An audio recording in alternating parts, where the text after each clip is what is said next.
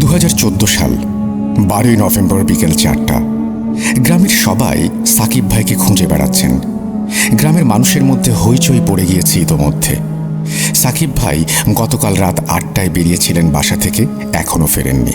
সারা গ্রামের মানুষ মিলে ওনাকে খুঁজছেন। আমার বড় চাচার বড় ছেলে সাকিব ভাই। বড় চাচা বিকেল 5টায় বাসায় এসে একটা পিঁড়িতে বসে পড়লেন। ওনার চোখে পানি। ছেলেকে উনি তখনও খুঁজে পাননি। গ্রাম পুলিশের এক দল 12টা থেকে খোঁজ চালিয়ে যাচ্ছে, কিন্তু সাকিব ভাইয়ের কোনো খোঁজ নেই।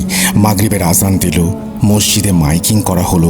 আমরা সবাই জামাতে নামাজ আদায় করে দোয়া করলাম যেন সাকিব ভাই সহি সালামতে ফিরে আসে। মাগরিবের নামাজ পড়ে বাসায় ফিরে সকলেই টর্চ লাইট নিয়ে ওনাকে খুঁজতে বের হওয়ার জন্য রেডি হচ্ছিলাম। এমন সময় গ্রাম প্রধান একজন বৃদ্ধ কবিরাজকে নিয়ে আমাদের বাসায় হাজির হলেন।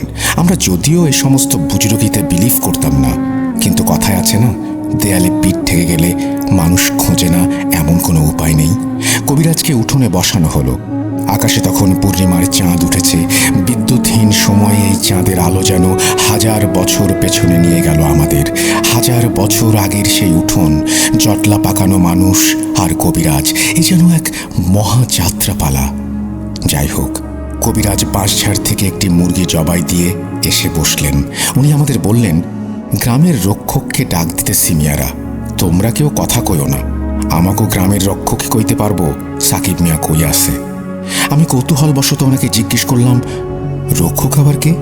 উনি আমাকে বললেন, হ্যাঁ, অনেকগুলো আলাপ করার সময় না ছোট মিয়া, আগে সাকিব মিয়ারে খুঁজা বাইর করি, এরপরে তোমারে কমনি গ্রামের রক্ষক কিডা। আল্লাহর নাম নিয়া বহ এইখানে। আমি চুপ করে বসলাম। কবিরাজ একটা মাটির পাত্রে পানি নিয়ে জবাই করা মুরগির রক্ত সেই পানিতে ঢাললেন।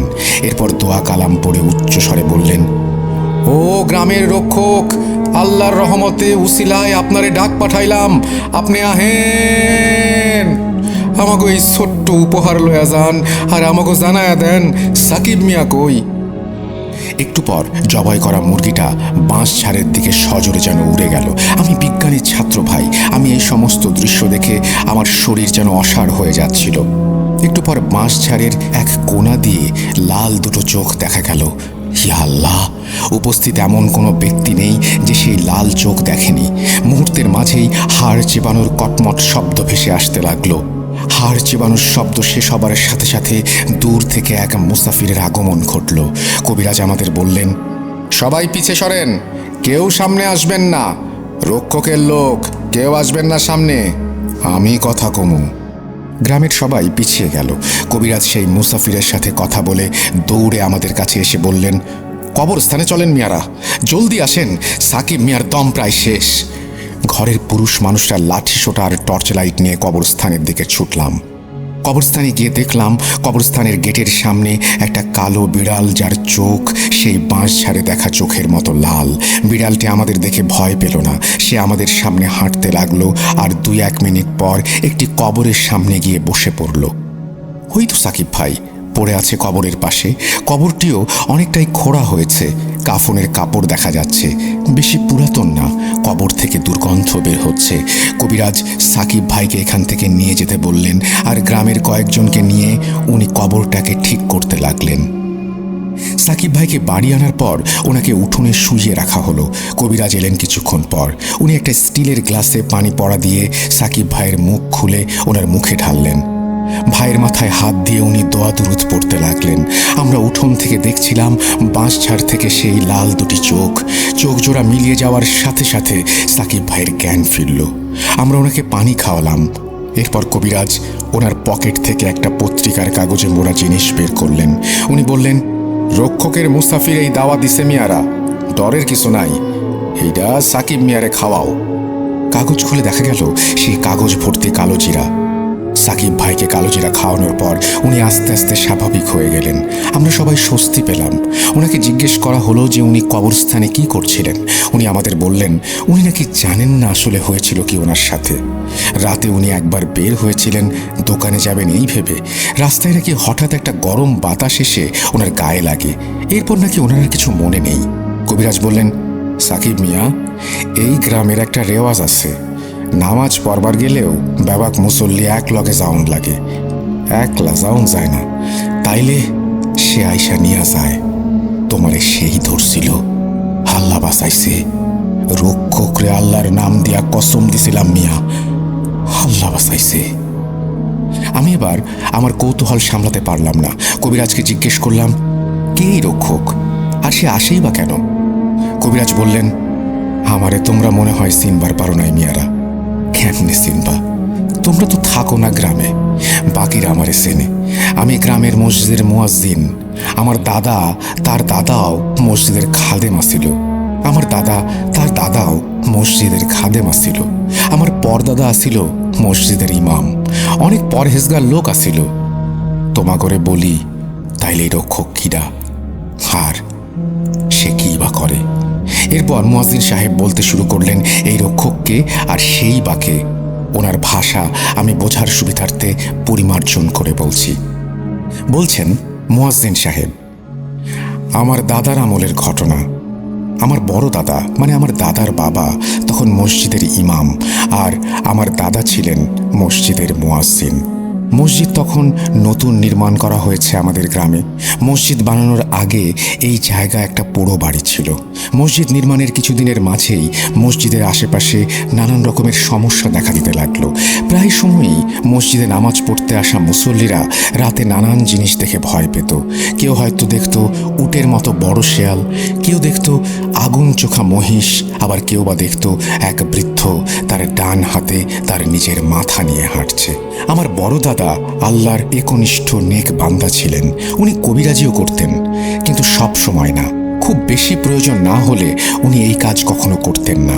ওনার ভাষ্য মতে জিনদের সাহায্য নিয়ে আমাদের ধর্মে হারাম। কথাটা আসলেই সত্যি। কিন্তু এমন সমস্যা দেখে আমার দাদা মসজিদের পাশে আমাদের মুরব্বীদের নিয়ে একটা বৈঠকে বসেন। একদিন বাদ জোহর এই সমস্যার সমাধানের পথ বের করার কথা হয়েছিল সেখানে।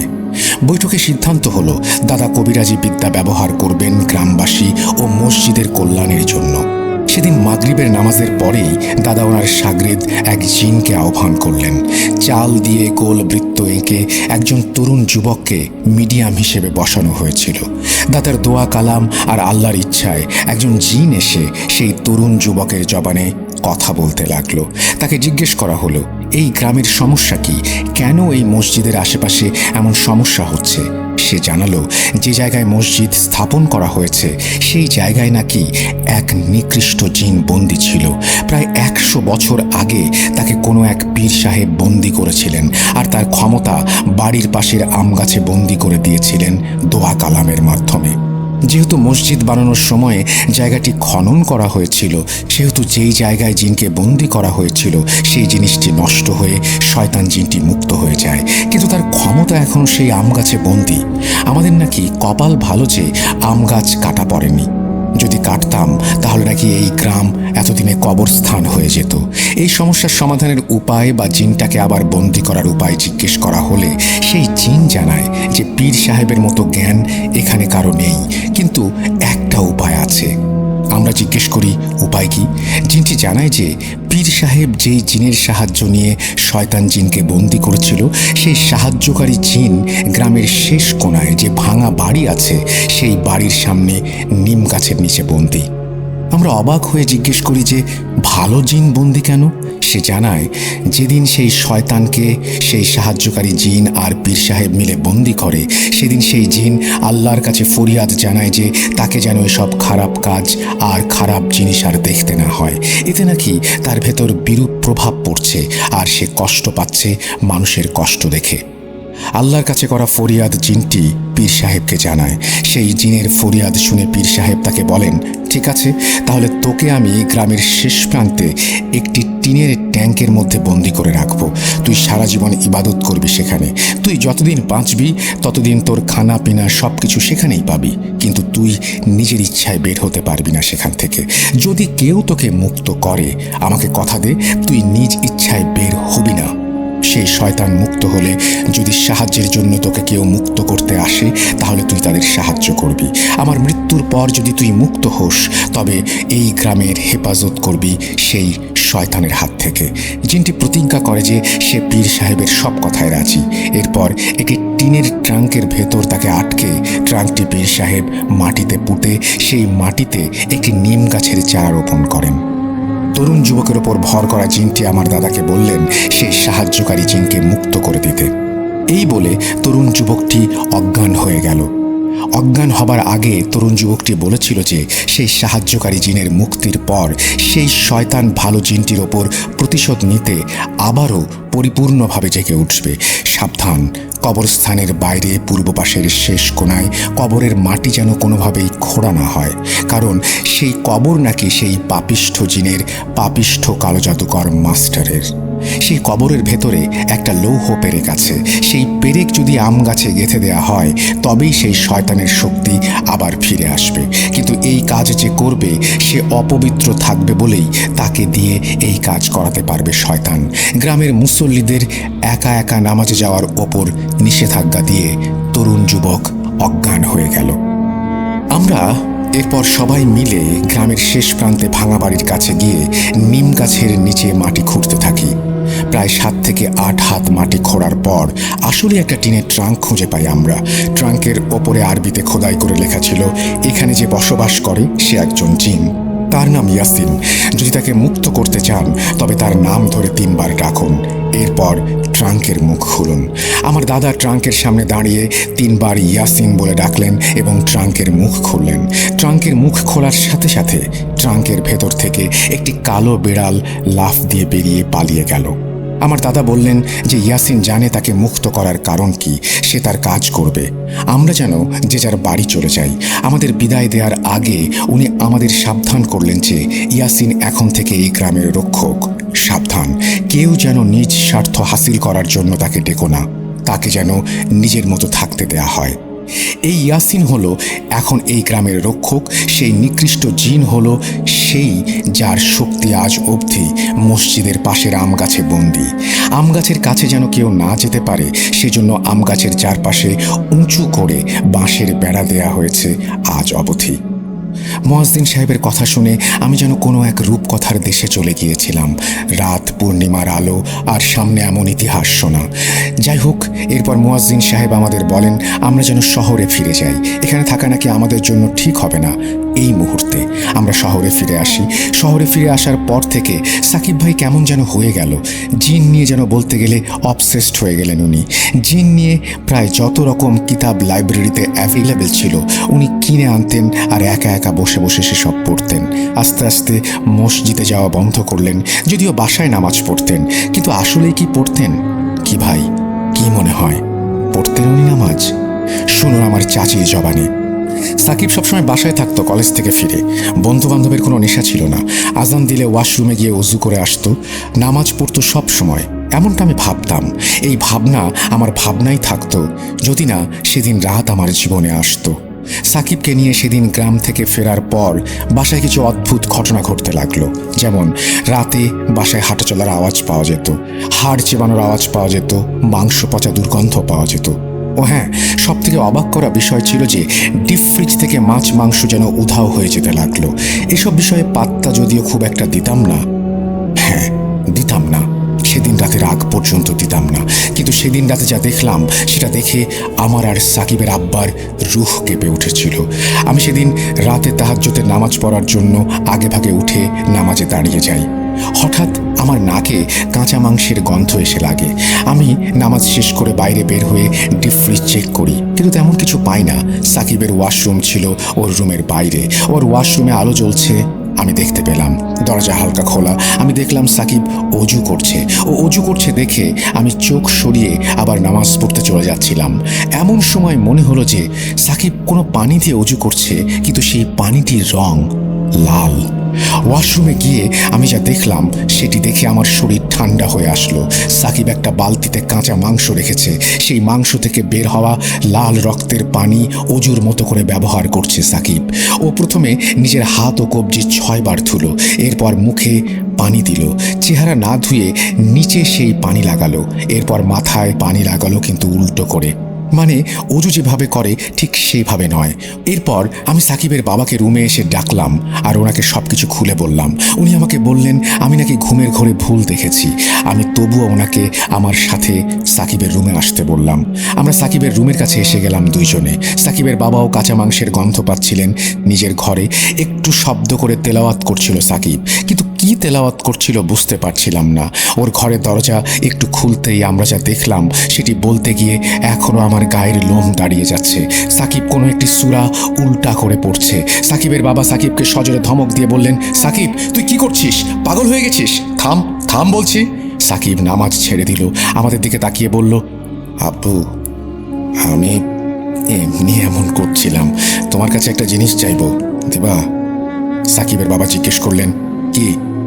সাকিব যা বলল তা শুনে আমাদের জ্ঞান হারানোর মতো অবস্থা। আগামী সেপ্টেম্বর মাসে তো কোরবানি, তাই না? গরু কেনা লাগবে না আব্বু? সাকিবের বাবা জিজ্ঞেস করলো, কেন গরু কেনা লাগবে না? সাকিব বলল, আমার গলায় ছুরি চালিয়ে দিও, আমাকে কোরবানি করবা, আমাকে, হ্যাঁ আমাকে কোরবানি, আমাকে কোরবানি আব্বা। সাকিবের মুখে সমস্ত কথা শুনে আমি অজ্ঞান হয়ে গেলাম। জ্ঞান ফিরতেই দেখি সকাল হয়ে গেছে। সাকিবের আব্বু আমার পাশে। আমি ওনাকে জিজ্ঞেস করলাম কি হয়েছিল এরপর। সাকিবের বাবা বললেন যে এরপর উনি সাকিবের কাছে গিয়ে ওকে সজোরে একটা চর মারলে সাকিব নাকি শান্ত হয়ে শুয়ে পড়ে। এরপর সাকিবের আব্বু ওর ঘর থেকে সব জিন রিলেটেড কিতাব সরিয়ে ফেলে। সাকিব আস্তে আস্তে অসুস্থ হয়ে যেতে লাগলো। ওকে ডাক্তার দেখানো হলো, কিন্তু কোনো রোগ ধরা পড়ছিল না। সাকিবের বাবা এমন অবস্থায় গ্রামের বাড়িতে ফোন করে মুয়াজ্জিন সাহেবকে সব ঘটনা জানান। মুয়াজ্জিন হুজুর সাকিবকে গ্রামে নিয়ে আসার পরামর্শ দেন, কিন্তু সাকিবের শারীরিক অবস্থা খুব বেশি খারাপ থাকার ফলে আমরা তাকে গ্রামে নিয়ে যেতে পারিনি। চাচির এই কথাগুলো চাচি আমার আম্মুর সাথে শেয়ার করেছিলেন। এরপর 2015 সালের 24 অগস্ট বড় চাচা আমাদের বাসায় ফোন করে আমাদের জানান আগামীকাল ওনারা সাকিব ভাইকে নিয়ে গ্রামের বাড়িতে যাচ্ছেন আর আমরা যেন ওনাদের সাথে যাই। অবশেষে 25 অগস্ট আমরা সাকিব ভাইকে নিয়ে গ্রামে যেতে সক্ষম হই। গ্রামের বাড়িতে যাবার পর আমরা জানতে পারি যে 25 তারিখ মুয়াজ্জিন সাহেব গ্রামে ছিলেন না। উনি কোনো এক কাজে পাশের গ্রামে গিয়েছেন। আগামীকাল উনি চলে আসবেন। এদিকে সাকিব ভাইকে দেখে নর্মালি লাগছিল আমাদের। গ্রামের বাড়ির রাখাল 26 তারিখ সকালে গোয়াল থেকে 4টা বড় ষাঁড় গরু বের করে আনলেন খাবার খাওয়ানোর জন্য। সাকিব ভাই উঠোনে গিয়ে রাখালের সাথে কথা বলছিলেন। একটু পর আমি দেখলাম রাখাল উচ্চ স্বরে সাকিব ভাইকে বলছে, এই মিয়া কি কন, মাথা ঠিক আছে? তাদের কাছে বিচার দিমু কইলাম। আমি রাখালকে ধমক দিয়ে তার এরকম আচরণের কারণ জিজ্ঞেস করলাম। সে বলল যে সাকিব ভাই নাকি তাকে নানান ধরনের উল্টাপাল্টা কথা বলছেন। আমি জিজ্ঞেস করলাম, কি বলছেন উনি? সাকিব ভাই আমাকে রাখালের সাথে কথা বলতে দিলেন না। উনি আমাকে ধরে নিয়ে চলে যেতে লাগলেন। বললেন, ধুর বাদ দে, মূর্খ লোকেরা। আমি সাকিব ভাইয়ের সাথে চলে এলাম। একটু পর সাকিব ভাই খেতে বসলেন বাসায়। আমি বাসা থেকে বের হয়ে রাখালকে জিজ্ঞেস করলাম, ভাইয়া আসলে কি বলছিল? রাখাল বলল, সাকিব ভাই নাকি তাকে বলছিল গরুকে না খাইয়ে তাকে কেন খাওয়ানো হচ্ছে না। আসন্ন কোরবানি ঈদে ওনাকে নাকি কোরবানি করা হবে আর উনি নাকি প্রস্তুত। আমি রাখালকে বললাম যে ভাইয়া রসিক মানুষ, তাই মজা করেছে। রাখালকে আরও 7-5 বুঝিয়ে এলাম। সন্ধ্যায় মাগরিবের নামাজের পর মুয়াজ্জিন সাহেব এলেন গ্রামের বাড়িতে। মুয়াজ্জিন সাহেব একটি আসন তৈরি করলেন। আসনের মাঝখানে চালের বৃত্ত এঁকে সাকিব ভাইকে সেখানে বসানো হলো। সাকিব ভাই আসন দেখে কেমন যেন রেগে যাচ্ছিলেন। উনি কোনোভাবেই হুজুরের আসনে আসবেন না, কোনোভাবেই না। উনি জোর গলায় বলছিলেন, কোরবানির পশুর যত্ন নিস, আর আমি কোরবানির পবিত্র এক প্রাণী, সর্বপ্রথম আদম সন্তান যাকে আল্লাহর রাস্তায় কোরবানি করা হবে, আমাকে সম্মান করো। হুজুর সাকিব ভাইয়ের পায়ে সজোরে বেত্রাঘাত করলেন। কোরবানির মতো পবিত্র কথা তুই মুখে আনবি না শয়তান, চুপ কর, এইখানে আমার সাথে কথা বল, কে তুই? সাকিব ভাইকে 4-5 জন তরুণ মিলে ধরে চালের বৃত্তের মাঝে বসালেন। হুজুর আগের বারের মতো একটি মুরগি বাঁশ ঝাড়ে নিয়ে জবাই করে আনলেন। মাটির পাত্রে পানি রেখে পানিতে দোয়া পড়ে দম করে মুরগির রক্তে ঢেলে দোয়া পড়লেন। ও গ্রামের রক্ষক, আল্লাহর রহমতে আল্লাহর উসিলায় আমাকে সাহায্য করেন, আসেন। ওনার এই কথা শুনে সাকিব ভাই সজোরে হেসে উঠে বললেন, রক্ষক? মুয়াজ্জিন, তুই আমার মতো করে বলতে পারবি সবকিছু? আমি তো তোর সম্পূর্ণ বংশের নাম জানি। হেমদাদ, তোর বাবার নাম উসমান, তার বাবার নাম সুলেমান, তার বাবার নাম আলী, তার বাবার নাম ইসমাইল, তার বাবার নাম কুদরত। আরো শুনবি। এবার তুই আমাকে বল আমি কে? মুয়াজ্জিন সাহেব ঢোক গিললেন। উনি একটু ভয় পেয়ে গিয়েছিলেন। সত্যি বলতে আমরাও ভয় পেয়ে গিয়েছিলাম সেই মুহূর্তে। হুজুর মনে মনে দোয়া পড়তে লাগলেন।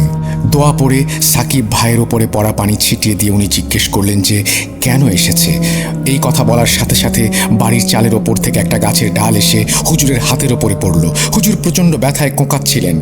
এদিকে গাছের ডাল পড়ার কারণে চালের বৃত্তের চাল একদিকে সরে গিয়েছিল। সাকিব ভাই আসন থেকে উঠে হুজুরের গলা টিপে ধরেন। এমন সময় জবাই করা মুরগিটি উড়াল দিয়ে বাঁশঝাড়ের ভেতরে চলে যায়। বাঁশঝাড় থেকে লাল দুটি চোখ দেখা যাচ্ছিল। সাকিব ভাই নড়ে চড়ে বসলো।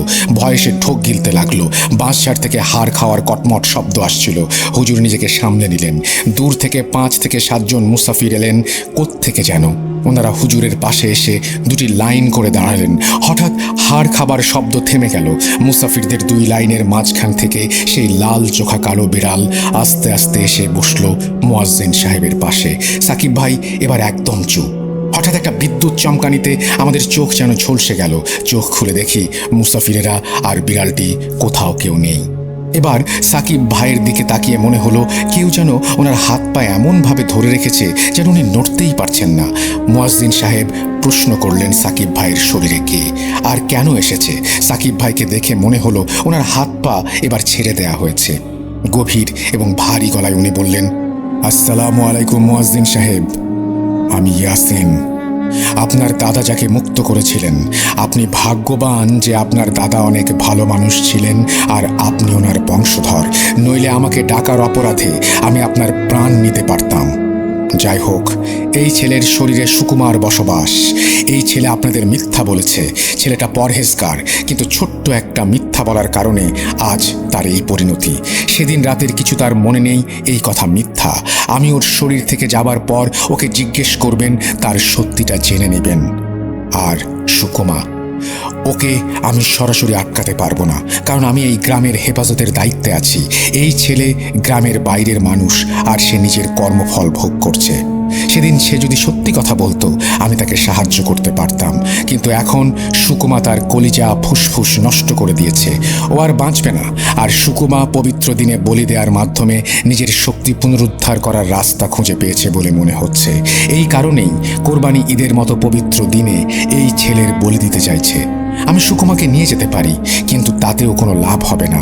তবু আমি সুকুমাকে নিয়ে যাচ্ছি। সুস্থ করার মালিক আল্লাহ, আমি নই। আমাকে ক্ষমা করবেন।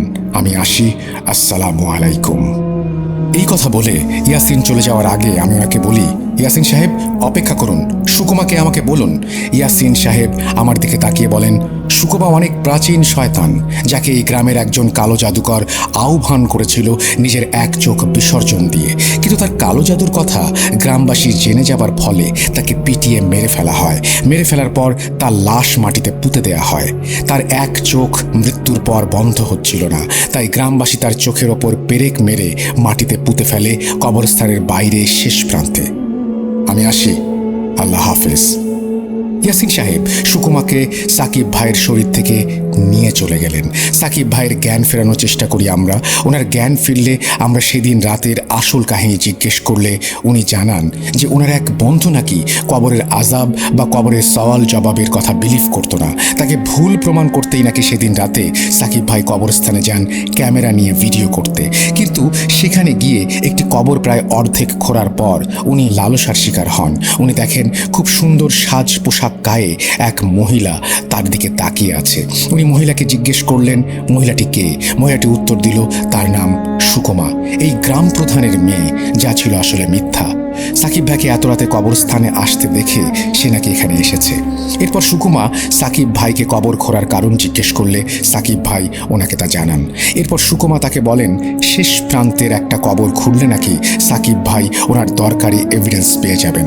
কিন্তু সাকিব ভাই যখন সুকুমার ধোকায় পড়ে কবর খুঁড়তে যাচ্ছিলেন তখনই নাকি উনি দেখলেন যে একটি কালো বেড়াল ওনার পথ রোধ করে দাঁড়িয়ে আছে। এসব নাকি ওনার আর কিছু মনে নেই। এই ঘটনার পর আমরা সাকিব ভাইকে নিয়ে শহরে চলে আসি। ওনার শারীরিক অবস্থার অবনতি হয়, ডাক্তারের অবজারভেশনে রাখা হয়।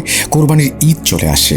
আল্লাহর নামে কোরবানি দিলে আল্লাহ হয়তো রহম করবেন ভেবে বড় চাচা কোরবানি দেওয়ার নিয়ত করলেন। কোরবানি ঈদের 2 দিন আগে রাতে আমার চাচা আমার আব্বুকে ফোন করলেন। ফোন করে উনি যা বলেন তা কিছুটা এরকম: আগামী পরশু কোরবানির ঈদ, তাই আগামীকাল গরু কিনতে যাব বিধায় আজ একটু আগেই শুতে চেয়েছিলাম, কিন্তু কাজ করতে করতেই দেরি হয়ে গেল। শেষবার ঘড়ি দেখছিলাম রাত 12:40। ঘুমের মাঝে হঠাৎ সাকিবের গলার আওয়াজ ভেসে আসে আমার কানে। ফিস ফিস করে কথা বলছে সে। আব্বু, আব্বু, আমাকে কোরবানি দাও। এরপর চাচা নাকি বিছানা থেকে উঠে সাকিব ভাইয়ের রুমে গিয়ে ওনাকে দেখে এসেছিলেন। উনি ঘুমাচ্ছিলেন তখন, বেচারা শুকিয়ে যেন একদম কঙ্কাল হয়ে গিয়েছে। কোরবানি ঈদ এসে গেছে, আল্লাহর নামে কোরবানি হয়। সাকিব ভাই কোরবানি ঈদে সামিল হয়েছিলেন শরীরের এই অবস্থা নিয়েও, কিন্তু ওনার আর শেষ রক্ষা হয়নি। গত 23 নভেম্বর 2015 উনি মৃত্যুবরণ করেন। ইন্না লিল্লাহি ওয়া ইন্না ইলাইহি রাজিউন। এই বলে দীর্ঘশ্বাস ফেলে আলফি তার কাজিন সাকিব ভাইয়ের ঘটনাটি শেষ করেন।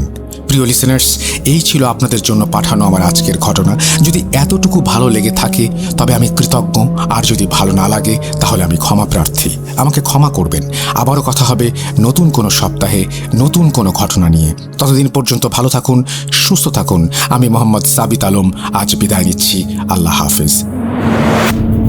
এই বলে তিনি তার ঘটনা শেষ করেছেন। আশা করছি এই ঘটনাটি আপনাদের কাছেও ভালো লেগেছে। যদি ভালো লাগে অবশ্যই আমাদেরকে জানাবেন। হ্যালোউইন স্পেশাল এপিসোড চলছে। আজকে আমাদের যে প্রথম ইমেল, সেই ইমেলটি এখানেই শেষ। এরপরে আপনারা বেশ কিছু ঘটনা শুনবেন, যে ঘটনাগুলো হয়তো আপনারা আগেও শুনেছেন কিন্তু আবারও শুনতে চান, বা আপনাদের মাঝে কেউ কেউ হয়তো এই ঘটনাগুলো কখনোই শোনেননি। চলুন তাহলে শুরু করা যাক।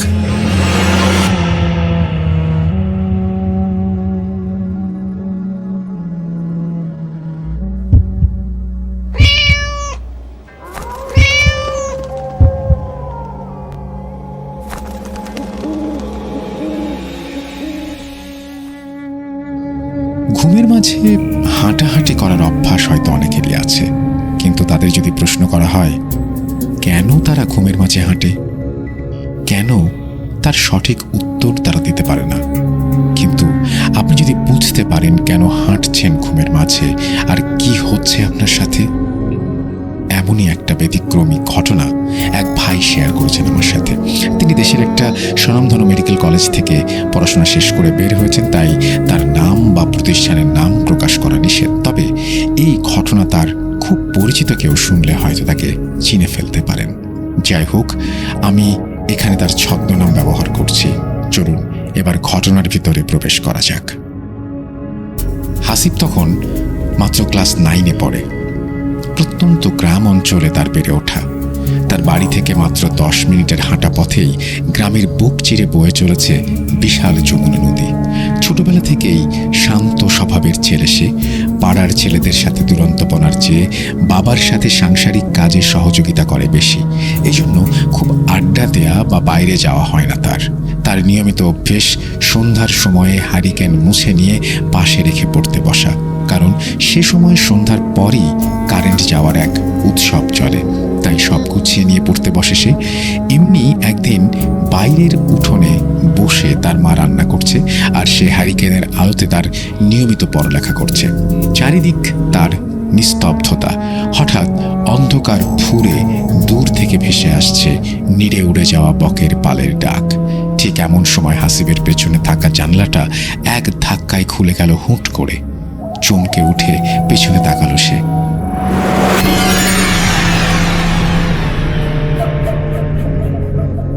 জানালার কাঠের পাল্লা দুটো তখনও ক্যাঁচ ক্যাঁচ করে দুলছে।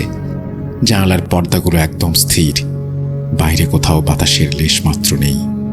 অথচ এভাবে কাঠের ভারী পাল্লা দুটো খুলে গেল। হাসিব ভাবছে উঠে যাবে কিনা। এরপরেই একটা অদ্ভুত ব্যাপার খেয়াল করলো সে।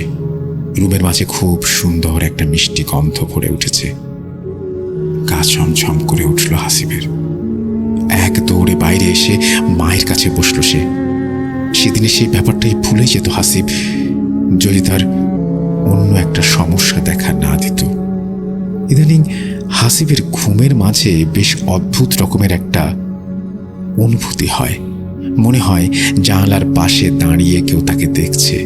এটা ঠিক স্বপ্নের নাকি আঁতো জেগে থাকার কারণে হচ্ছে, অনুভূতিটা হাসিব বুঝতে পারে না, কিন্তু কেউ যে তাকে দেখছে এটা সে ভালো করে উপলব্ধি করতে পারে।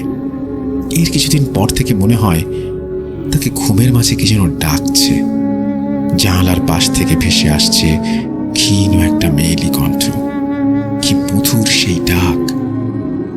হাসিব, হাসিব, হ্যাঁ হাসিব, বাইরে এসো।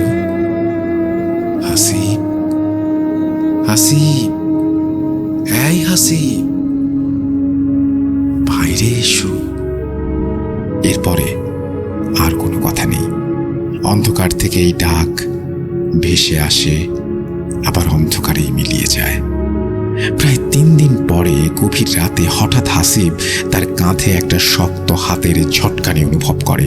ধর্মড়িয়ে পিছনে তাকিয়ে দেখে তার বাবা দাঁড়িয়ে আছে কাঁধে হাত দিয়ে, আর হাসিব নিজে দাঁড়িয়ে আছে তাদের উঠোন পেরিয়ে মেঠো পথের ঠিক মাঝে। হাসিব কিছুটা অপ্রস্তুত হয়ে যায় এমন পরিবেশের কারণে। তার বাবা তাকে প্রশ্ন করে, তুমি এত রাতে এখানে কি করছো? আমি বাইরে বের হয়েছিলাম, দেখি উঠোনের সামনে কেউ দাঁড়িয়ে। আমি কত ডাকলাম, কে, কিন্তু কোনো উত্তর নেই। কাছে এসে দেখলাম তুমি, তোমাকে ডাকলাম, তাও কোনো উত্তর নেই। সামনে এক দৃষ্টিতে তাকিয়ে কি যেন দেখছো, হাত দিয়ে ধাক্কা দিলাম পরে। হাসিব তার বাবাকে বিস্তারিত কিছু বলল না। বলল, রাতে ঘুম আসছিল না তাই বেরিয়েছিলাম, কিন্তু তুমি যে ডেকেছো তা তো খেয়াল করিনি। অথচ হাসিব নিজেও বুঝতে পারছে না এখানে সে কি করে আসলো। মনের মাঝে অনেক প্রশ্ন নিয়ে আবার শুয়ে পড়ল হাসিব। কোনোভাবেই, কোনো যুক্তিতেই মিলাতে পারছে না কিছু। এত রাতে কেন, কিভাবে সে রাস্তায় চলে এলো? এভাবে কেটে গেল আরো কিছুদিন। এর মাঝে রাতে সেই ডাক হাসিব মাঝে মাঝেই শুনতে পেত। গভীর রাতে আবার সেই কণ্ঠ একদিন ভেসে আসলো হাসিবের কানে। বাইরে তখন ঘন কালো অন্ধকার। হাসিব বিছানা থেকে উঠে ঘরের দরজা খুলে বাইরে বেরিয়ে আসলো। হাসিব দরজা খুলে বের হতে একটা অদ্ভুত ব্যাপার খেয়াল করলো। বাইরে এখন ঘন অন্ধকার থাকার বদলে মনে হচ্ছে চারপাশে ভোরের আভা ফুটে উঠেছে। তার থেকে কিছু সামনেই একটা নারী অবয়ব দাঁড়িয়ে, কিন্তু সে উল্টো করে দাঁড়ানো। একরাশ মেঘ কালো চুল তার বাতাসে উঠছে। সেই পরিচিত মিষ্টি গন্ধটা ভেসে আসছে অবয়বের দিক থেকে। হাসিব মন্ত্রমুগ্ধের মতো তাকিয়ে হাঁটা দেয় সেই নারী অবয়বের দিকে। হাসিব হেঁটে যাচ্ছে, আর সেই মেয়েও হেঁটে যাচ্ছে। কোনো মতেই যেন দূরত্ব কমছে না। হাসিব এক পর্যায়ে এক দৌড় দেয় মেয়েটির দিকে, কিন্তু তবুও যেন এই দূরত্ব কমবার নয়। হাসিব যখন দৌড়ে তাদের গ্রামের বাড়িগুলো পার করে ফসলের মাঠের মেঠো পথ ধরেছে, ঠিক তখনই খেয়াল করলো সামনে আর সেই অবয়বটি নেই। চারপাশ যেন মুহূর্তে বদলে গেল। ঘন কালো রাতের অন্ধকার যেন ঘিরে ফেললো তাকে। না, এত অন্ধকারও না। হঠাৎ আলো থেকে অন্ধকার হওয়াতে একেবারে সবকিছু মিশমিশে কালো হয়ে গিয়েছিল। একটু দাঁড়াতেই চোখ সয়ে এলো অন্ধকারে। আবছা সব দেখা যাচ্ছে ক্ষীণ একটা আভায়। দূর থেকে খোলা হয়ে কাছে গেলে তা স্পষ্ট দেখা যাচ্ছে। কানে জ্বালা ধরানো ঝিঁঝি পোকার ডাক ভেসে আসতে লাগলো ফসলের মাঠ থেকে। এবার হাসিব ভয় পেতে শুরু করলো। এত গভীর রাতে বাড়ি থেকে এত দূরে কি করে? সে তো বিছানায় শুয়ে ঘুমাচ্ছিল। ঘোর ভাঙতেই তার অবয়বের ডাকের কথা মনে পড়ল। গ্রামে বলে, নিশীথে ডাকিলে বাইরে যেতে নেই। ভয়ে ভয়ে বাড়ির দিকে হাঁটা দেয় হাসিব। ফসলের জমির পাশের মেঠোপথ থেকে গ্রামের বড় মেঠোপথে উঠেই হাসিব দেখে দূরে একটা সাদা কিছু পড়ে আছে। রাস্তায় যে দিকটায় এমন সাদা কিছু দেখা যাচ্ছে, সেখানে এক পাশে বিশাল ফসলের ক্ষেত, আর অন্য পাশে ছোট 2টা মজা ডোবা, আর সেই ডোবার পাশে সারি সারি কলা গাছ। হাসিব ভাবল, রাতের আলো আধারে কলা গাছ এমনভাবে প্রায়শই দেখা যায় গ্রামের পথে। এমন অনেক আগেও হয়েছে। ভয় পেয়ে কাছে গিয়ে দেখেছে কলা গাছ পড়ে আছে রাস্তায়। তার মাঝে আজকে একটা ভয় ঢুকেছে ভেতরে। সুতরাং এটা স্বাভাবিক নিজেকে অভয় দিয়ে হাঁটতে শুরু করে হাসিব। আস্তে আস্তে সামনে এগোতেই সাদা জিনিসটা ধরা দিচ্ছে তার দৃষ্টিতে, আর তাতেই যেন ভয় আরও বেড়ে যাচ্ছে তার কাছে। কাছে যেতেই যেন চকচক করে উঠল সাদা বস্তুটি। আবছা অন্ধকারেও সাদা যেন চোখে ছুঁয়ে এসেছে। একটা নতুন বাঁশের চাঁটাইয়ের ওপর কাফন করা একটা লাশ শোয়ানো। ভয়ে হাসিবের পা যেন থেমে গেছে। তার মনে হলো পা থেকে মাথা পর্যন্ত সব একসাথে থেমে গেছে। শরীরের সমস্ত লোমগুলো যেন ভয়ে দাঁড়িয়ে গেছে। তার মনে হচ্ছে যেন শরীরের শিরা উপশিরা দিয়ে ঠান্ডা বরফের স্রোত বয়ে চলেছে। তার মনে হলো কেউ যেন কোথা থেকে আর চোখে তাকে দেখছে এবং দৃষ্টি দিয়ে গিলে ফেলছে তাকে। সময় আর যাচ্ছিল না, থেমে গেছে। মনে হচ্ছে কত ঘন্টা ধরে এই পাথরের মতো দাঁড়িয়ে আছে সে। এমন সময় হঠাৎ মনে হলো যেন মানুষের আওয়াজ শুনল সে। শরীরে যেন হঠাৎ বিদ্যুৎ খেলে গেল।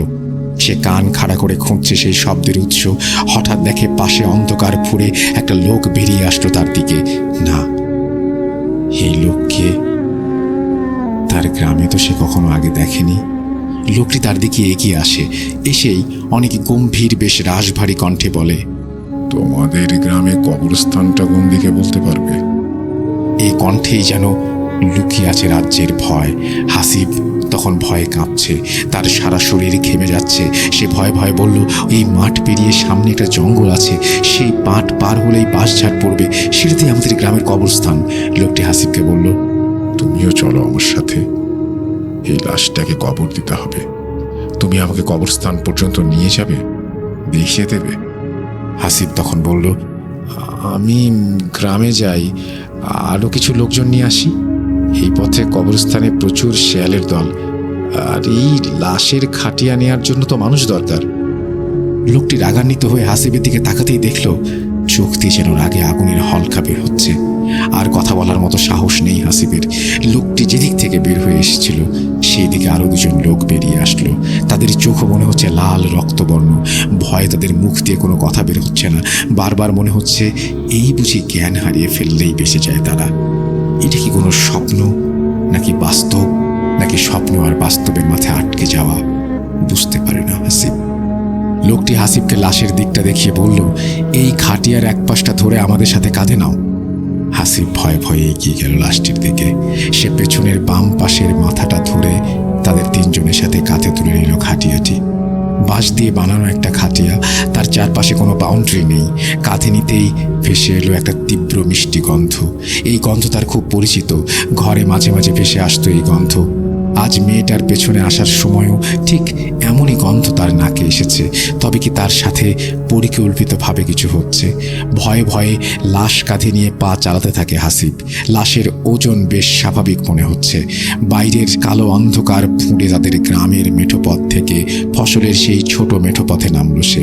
চারপাশে ঝিঝি পোকার ডাক, আর তার থেকে একটা ঠান্ডা বাতাস এসে লাগছে হাসিবের মুখে। লোক তিনজন নিজের মাঝে কি সব যেন কথা বলছে। চেষ্টা করেও যেন কিছু বুঝতে পারছে না হাসিব। তারা যখন ফসলের মাঠ পার করে ঠিক তখন মনে হলো হাসিবের পিছনে কিছু একটা আসছে। একটা ঘড় ঘড় শব্দ আসছে পেছন থেকে।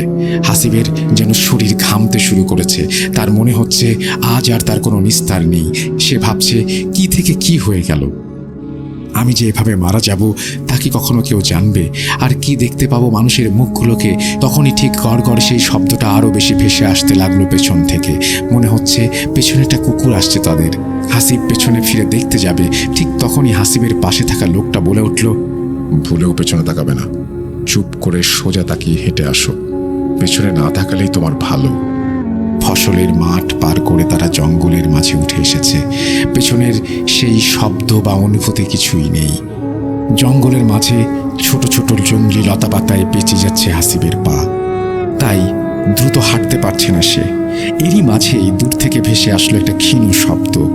কোথাও দূরে একটা শেয়াল আর্তনাদ করে উঠল করুণ সুরে। ভয়ে আবার যেন শরীর ঠান্ডা বরফ হয়ে এলো হাসিবের। পায়ের নিচে জঙ্গলের শুকনো ডালপালা ভাঙার মর্মর মটমট মৃদু শব্দ, আর দূরে থেকে ডেকে ওঠা শেয়ালের করুণ ডাকে যেন ভয় জেঁকে ধরেছে তাকে। কেমন একটা ঘোর পরিবেশ তৈরি করেছে চারপাশ। শেয়ালের করুণ ডাক সেই দূরে মিলিয়ে যেতেই মনে হয় হাসিবের খুব কাছে থেকে ডেকে উঠল একটা শেয়াল। তারপর এপাশ ওপাশ মিলিয়ে বেশ কিছু শেয়াল ডেকে উঠল একসাথে। হাসিবের ভয়ে তখন দেহ যেন রক্তশূন্য। নিজের হৃৎপিণ্ডের শব্দ নিজের কানেই সে শুনতে পাচ্ছে। সামনে থেকে একজন লোক বলে উঠল, ভয় পেও না, আশেপাশে আমাদের লোক আছে, তোমার কিছুই হবে না। লাশ দাফন করা হয়ে গেলে তুমি চলে যাবে। জঙ্গল পার করে তারা যখন বাঁশঝাড়ের মধ্যে ঢুকছে তখন শেয়ালের ডাক কমে এসেছে। চারপাশে যে আরো মানুষ আছে এটা তখন খেয়াল করলো হাসিব। তার আশেপাশে আরো অনেক এমন অচেনা লোক দেখতে পেল সে। তারা সবাই লাশের পিছে পিছে আর পাশে হেঁটে আসছে। হাসিবরা তখন লাশ নিয়ে কবরস্থানে পৌঁছে গেল। খেয়াল করলো গ্রামের অনেকের কবরগুলো ছড়িয়ে ছিটিয়ে আছে চারপাশে। এই তো কদিন আগে পাশের বাড়ির এক চাচার কবর দিয়েছিল এখানে। হাসিবও এসেছিল কবর দিতে। কবরের পাশের বাঁশের বেড়া তখনও নতুন। ঠিক তখন পিছন থেকে একজন বয়স্ক লোক এগিয়ে আসলো। লাশের খাটিয়াটা এনে মাটিতে রাখতেই সেই লোক হাসিবের দিকে এগিয়ে এসে বলল, তুমি আমাদের একটা কবর খুঁড়ে দাও। ভয়ে ভয়ে হাসিব জানালো জীবনে সে কোনোদিন কবর খোঁড়েনি, জানিও না কিভাবে খুঁড়তে হয়। লোকটি তাকে অভয় দিয়ে বলল, আমাদের দুজন লোক তোমাদের সাথে কাজ করবে। লোকটার কথার মাঝে কোনো রাগ নেই, কেমন একটা সুন্দর কোমলতার ছাপ আছে কথায়। তার গ্রামে এমন অদ্ভুত এত ভালো লোক সে আগে কখনো দেখেনি। ভয় কিছুটা কেটে গেল তার। পাশে একটা কোদাল আর খন্তা রাখা। হাসিব সহ আরো দুজন কবর খোঁড়ার কাজে লেগে গেল। মানুষগুলো একটু পর জটলা করে দাঁড়িয়ে গল্প করছে, কিন্তু তারা ঠিক কি ভাষায় কথা বলছে তার কিছুই বুঝতে পারছে না হাসিব। কেমন একটা অস্পষ্ট লাগছে তার কাছে। সাথে থাকা দুজনের মুখেও কোনো কথা নেই। তারা এক মনে কাজ করে যাচ্ছে হাসিবের সাথে। কবর খোঁড়া শেষ। সেই বৃদ্ধ লোকটা এগিয়ে আসলো কবরের দিকে। তারপর হাসিবকে ওপরে উঠতে বলল কবর থেকে। হাসিব উঠে আসলে দূরে একটা পানির পাত্র দেখিয়ে বলল, ওখানে যে নামাজের জন্য উঁচু করে নাও, জানাজা করতে হবে এখন। হাসিব পানির পাত্রের কাছে গিয়ে দেখল অনেক পুরনো একটা পিতলের বদনা, কিন্তু তা ব্যবহারের কারণে বেশ চকচক করছে। উঁচু করে সে হাসিব দেখল সবাই নামাজের জন্য কাতার বেঁধে লাইনে দাঁড়িয়েছে। হাসিব একটা কাতারে দাঁড়াবে ঠিক তখন বৃদ্ধ লোকটি তার দিকে এগিয়ে এসে বলল, নামাজ শেষ করে তুমি এক মুহূর্ত না দাঁড়িয়ে সোজা চলে যাবে তোমার বাড়ির দিকে। ভুলেও পেছনে তাকাবে না। যদি পেছনে তাকাও তোমার অনেক বড় ক্ষতি হবে। তোমার সাথে আমাদের আবার কোনোদিন হয়তো দেখা হবে। হাসিব দাঁড়িয়ে যায় পেছনে নামাজের কাতারে। নামাজে সালাম ফেরানোর সাথে সাথে হাসিব পেছনে ফিরে তার গ্রামের দিকে হাঁটতে শুরু করে। পেছন থেকে তখনও ভেসে আসছে সেই অস্ফুট স্বরে অচেনা অজানা ভাষার কথোপকথন। হাসিব জঙ্গল পার করে মাঠের সেই রাস্তা ধরে দিয়ে দৌড়। চারপাশে তখন ভোরের আলো ফুটছে। শরীর ক্লান্ত হয়ে এসছে, যেন নুয়ে পড়তে চায়। এক দৌড়ে চলে আসলো তার ঘরে। বিছানায় এসে এলিয়ে দিল শরীর। পরদিন তার ঘুম ভাঙলে তখন সে দেখল শরীরে প্রচণ্ড ব্যথা আর জ্বর। মাথার কাছে বসে আছে তার মা। হাসিব ভাবে পুরো ব্যাপারটাই হয়তো স্বপ্নে, কিন্তু তার শার্টে তখনও লেগে আছে ছোপ ছোপ কাঁচামাটি, যা কাল কবর খোঁড়ার সময় লেগেছিল। তবে কি রাতের ঘটনাটা পুরোটাই সত্য? এটা তাহলে তার স্বপ্ন নয়। সে পুরো ঘটনাটা তার বাবা মাকে বলল। তার বাবা পাশের গ্রাম থেকে একজন হুজুরকে ডেকে নিয়ে আসলেন। হুজুর এসে তাকে একটা তাবিজ দিয়ে বলল 6 মাস এটা কোনোভাবেই শরীর থেকে না খুলতে, আর রাতে যেই আসুক না কেন কোনোভাবেই বাইরে না যেতে। হাসিব পরদিন তাদের সেই কবরস্থানে তার এক বন্ধুকে নিয়ে যায়, কিন্তু সে যেখানে কবর খুঁড়েছিল সেখানে কিছুই নেই। মনে হচ্ছে কিছুই করা হয়নি। কাল রাতে কারো পাই পড়েনি এই কবরস্থানে। এভাবে কেটে যায় বেশ কয়েক মাস। শুধু মনে হতে থাকে হাসিবের বৃদ্ধ লোকটির কথা। লোকটি বলেছিল আবার দেখা হবে। তাহলে সেই দেখা ঠিক কিভাবে আর কবে হবে? এভাবেই কেটে যায় বেশ কিছু মাস। ব্যাপারটা আস্তে আস্তে ভুলে যায় হাসিব। রাতের সেই ডাক, মিষ্টি গন্ধটা আর পায় না। সবকিছু স্বাভাবিক হয়ে গেছে। গ্রামে তখন নেমে এসেছে শীত। শীতের আমেজে যমুনা নদীর পানি শুকিয়ে গেছে বেশ অনেকটাই। বালুর চড়া জেগে উঠেছে মাঝে মাঝে। বিশাল এই খরস্রোতা নদী যেন রূপ নিয়েছে ছোট খালে। পানিতে আর কোনো প্রকার স্রোত নেই। হাসিবদের কিছু জমি যমুনা নদীর দখলে এবং যমুনা নদী গ্রাস করে নিয়ে গেছে। সেগুলো চর আকারে জেগে উঠেছে শীতের শুরুতে। সেই চরে হাসিবের বাবা কয়েক বিঘা বালু জমিতে ভুট্টার চাষাবাদ করেছেন।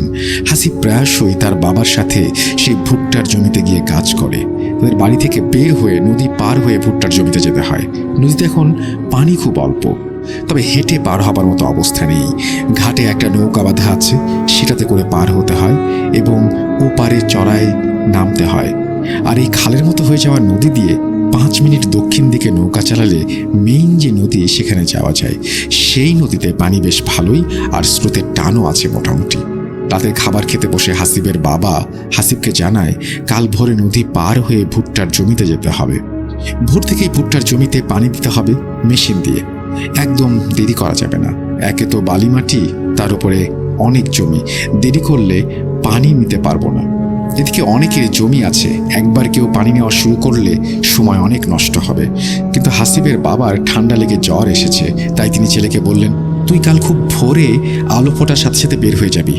ঘাটে আমাদের নৌকা বাঁধা আছে, সেই নৌকাতে করে পার হয়ে যাবি। যার মেশিন তাকে বলা আছে তুই ভোরবেলায় আসবি, এটা সে জানে। হাসিব বাবাকে হ্যাঁ সূচক মাথা নেড়ে ভাত খেতে থাকে। বাবা বলে, তুই ভোরে গিয়ে পানি দেওয়া শুরু কর, একটু বেলা হলে তারপরে আমি যাব, ততক্ষণে তুই পানি দিবি। অনেকটাই অবশ্য পানি দেওয়া হয়ে যাবে ততক্ষণে। হাসিব মুখে মুখে হ্যাঁ বলে এবং সেদিন রাতে সে তাড়াতাড়ি শুয়ে পড়ে। হাসিবের ভোরে ঘুম ভাঙে এবং জানালার পাশে থাকা একটা গাছের ডালে বসা পাখির কিচিরমিচির শব্দে তার ঘুমটা ভেঙেছিল। ঘুম থেকে উঠে ভোরের আভা ফুটতে শুরু করেছে চারপাশে। অন্ধকারাচ্ছন্ন ভাবটি তখনও কাটেনি। কুয়াশা পড়েছে, আশেপাশে মাত্র কয়েক হাতের বেশি জায়গা দেখা যাচ্ছে না, অর্থাৎ ভিজিবিলিটি অনেক কমে গেছে। বাইরে অসম্ভব ঠান্ডা। হাসিব হাত মুখে পানি দিয়ে বেরিয়ে যায় বাড়ি থেকে। শীতের এই ভোরে গ্রামের প্রায় সবাই ঘুমিয়ে থাকে।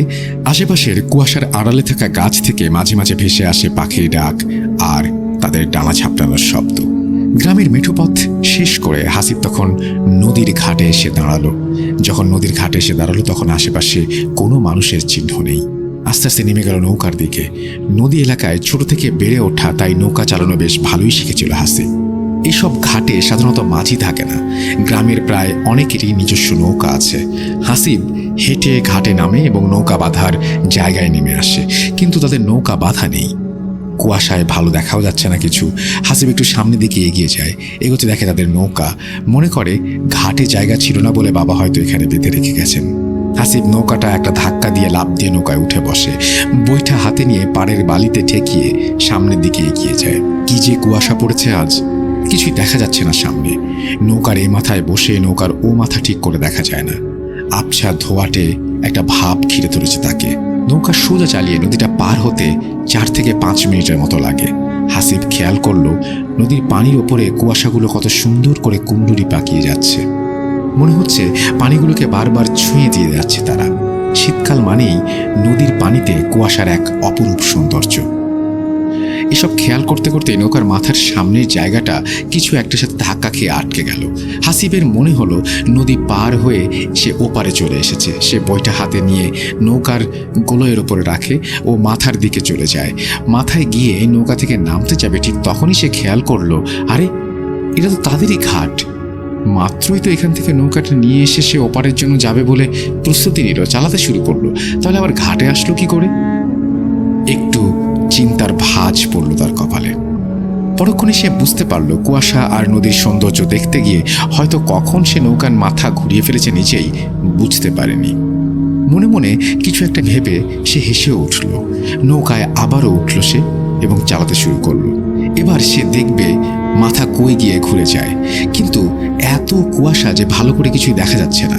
সেই অবস্থাতে 10 মিনিট লাগিয়ে দিল সে, কিন্তু নৌকা ওপারে ওঠার কোনো নাম নেই। তাহলে কি আবারও মাথা ঘুরিয়ে নিবে সে?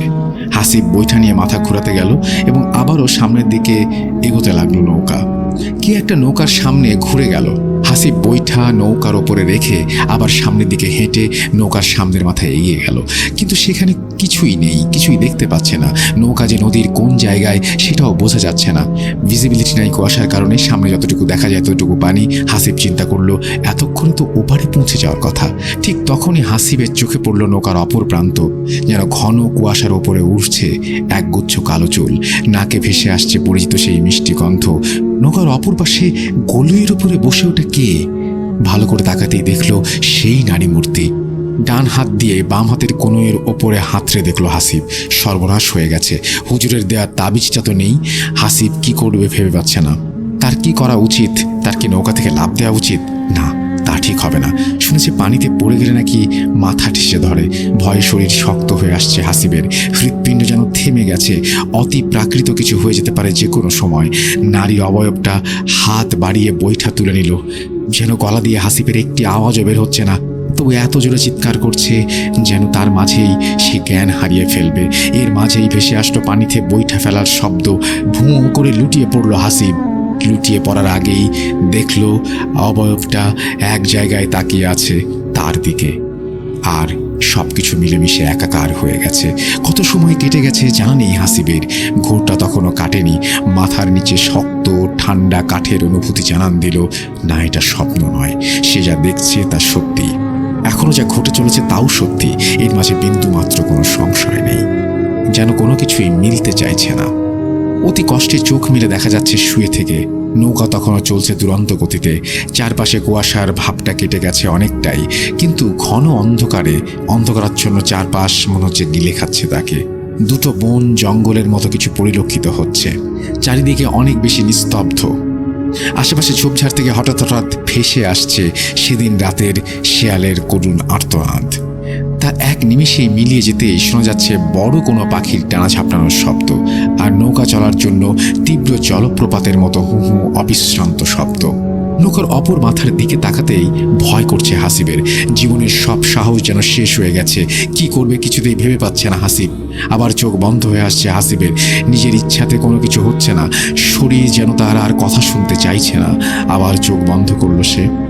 কতটা সময় চলে গেছে হাসিবের জানা নেই। কানে তখনও ভেসে আসছে পানির একটানা শব্দ। যখন সে চোখ খুলল, বিশাল এক হল ঘরের মতো জায়গায় বসে আছে সে। চারপাশে সবকিছু কেমন যেন আবছা মনে হচ্ছে তার কাছে। ভালো করে তাকিয়েও যেন কিছু দেখা যাচ্ছে না।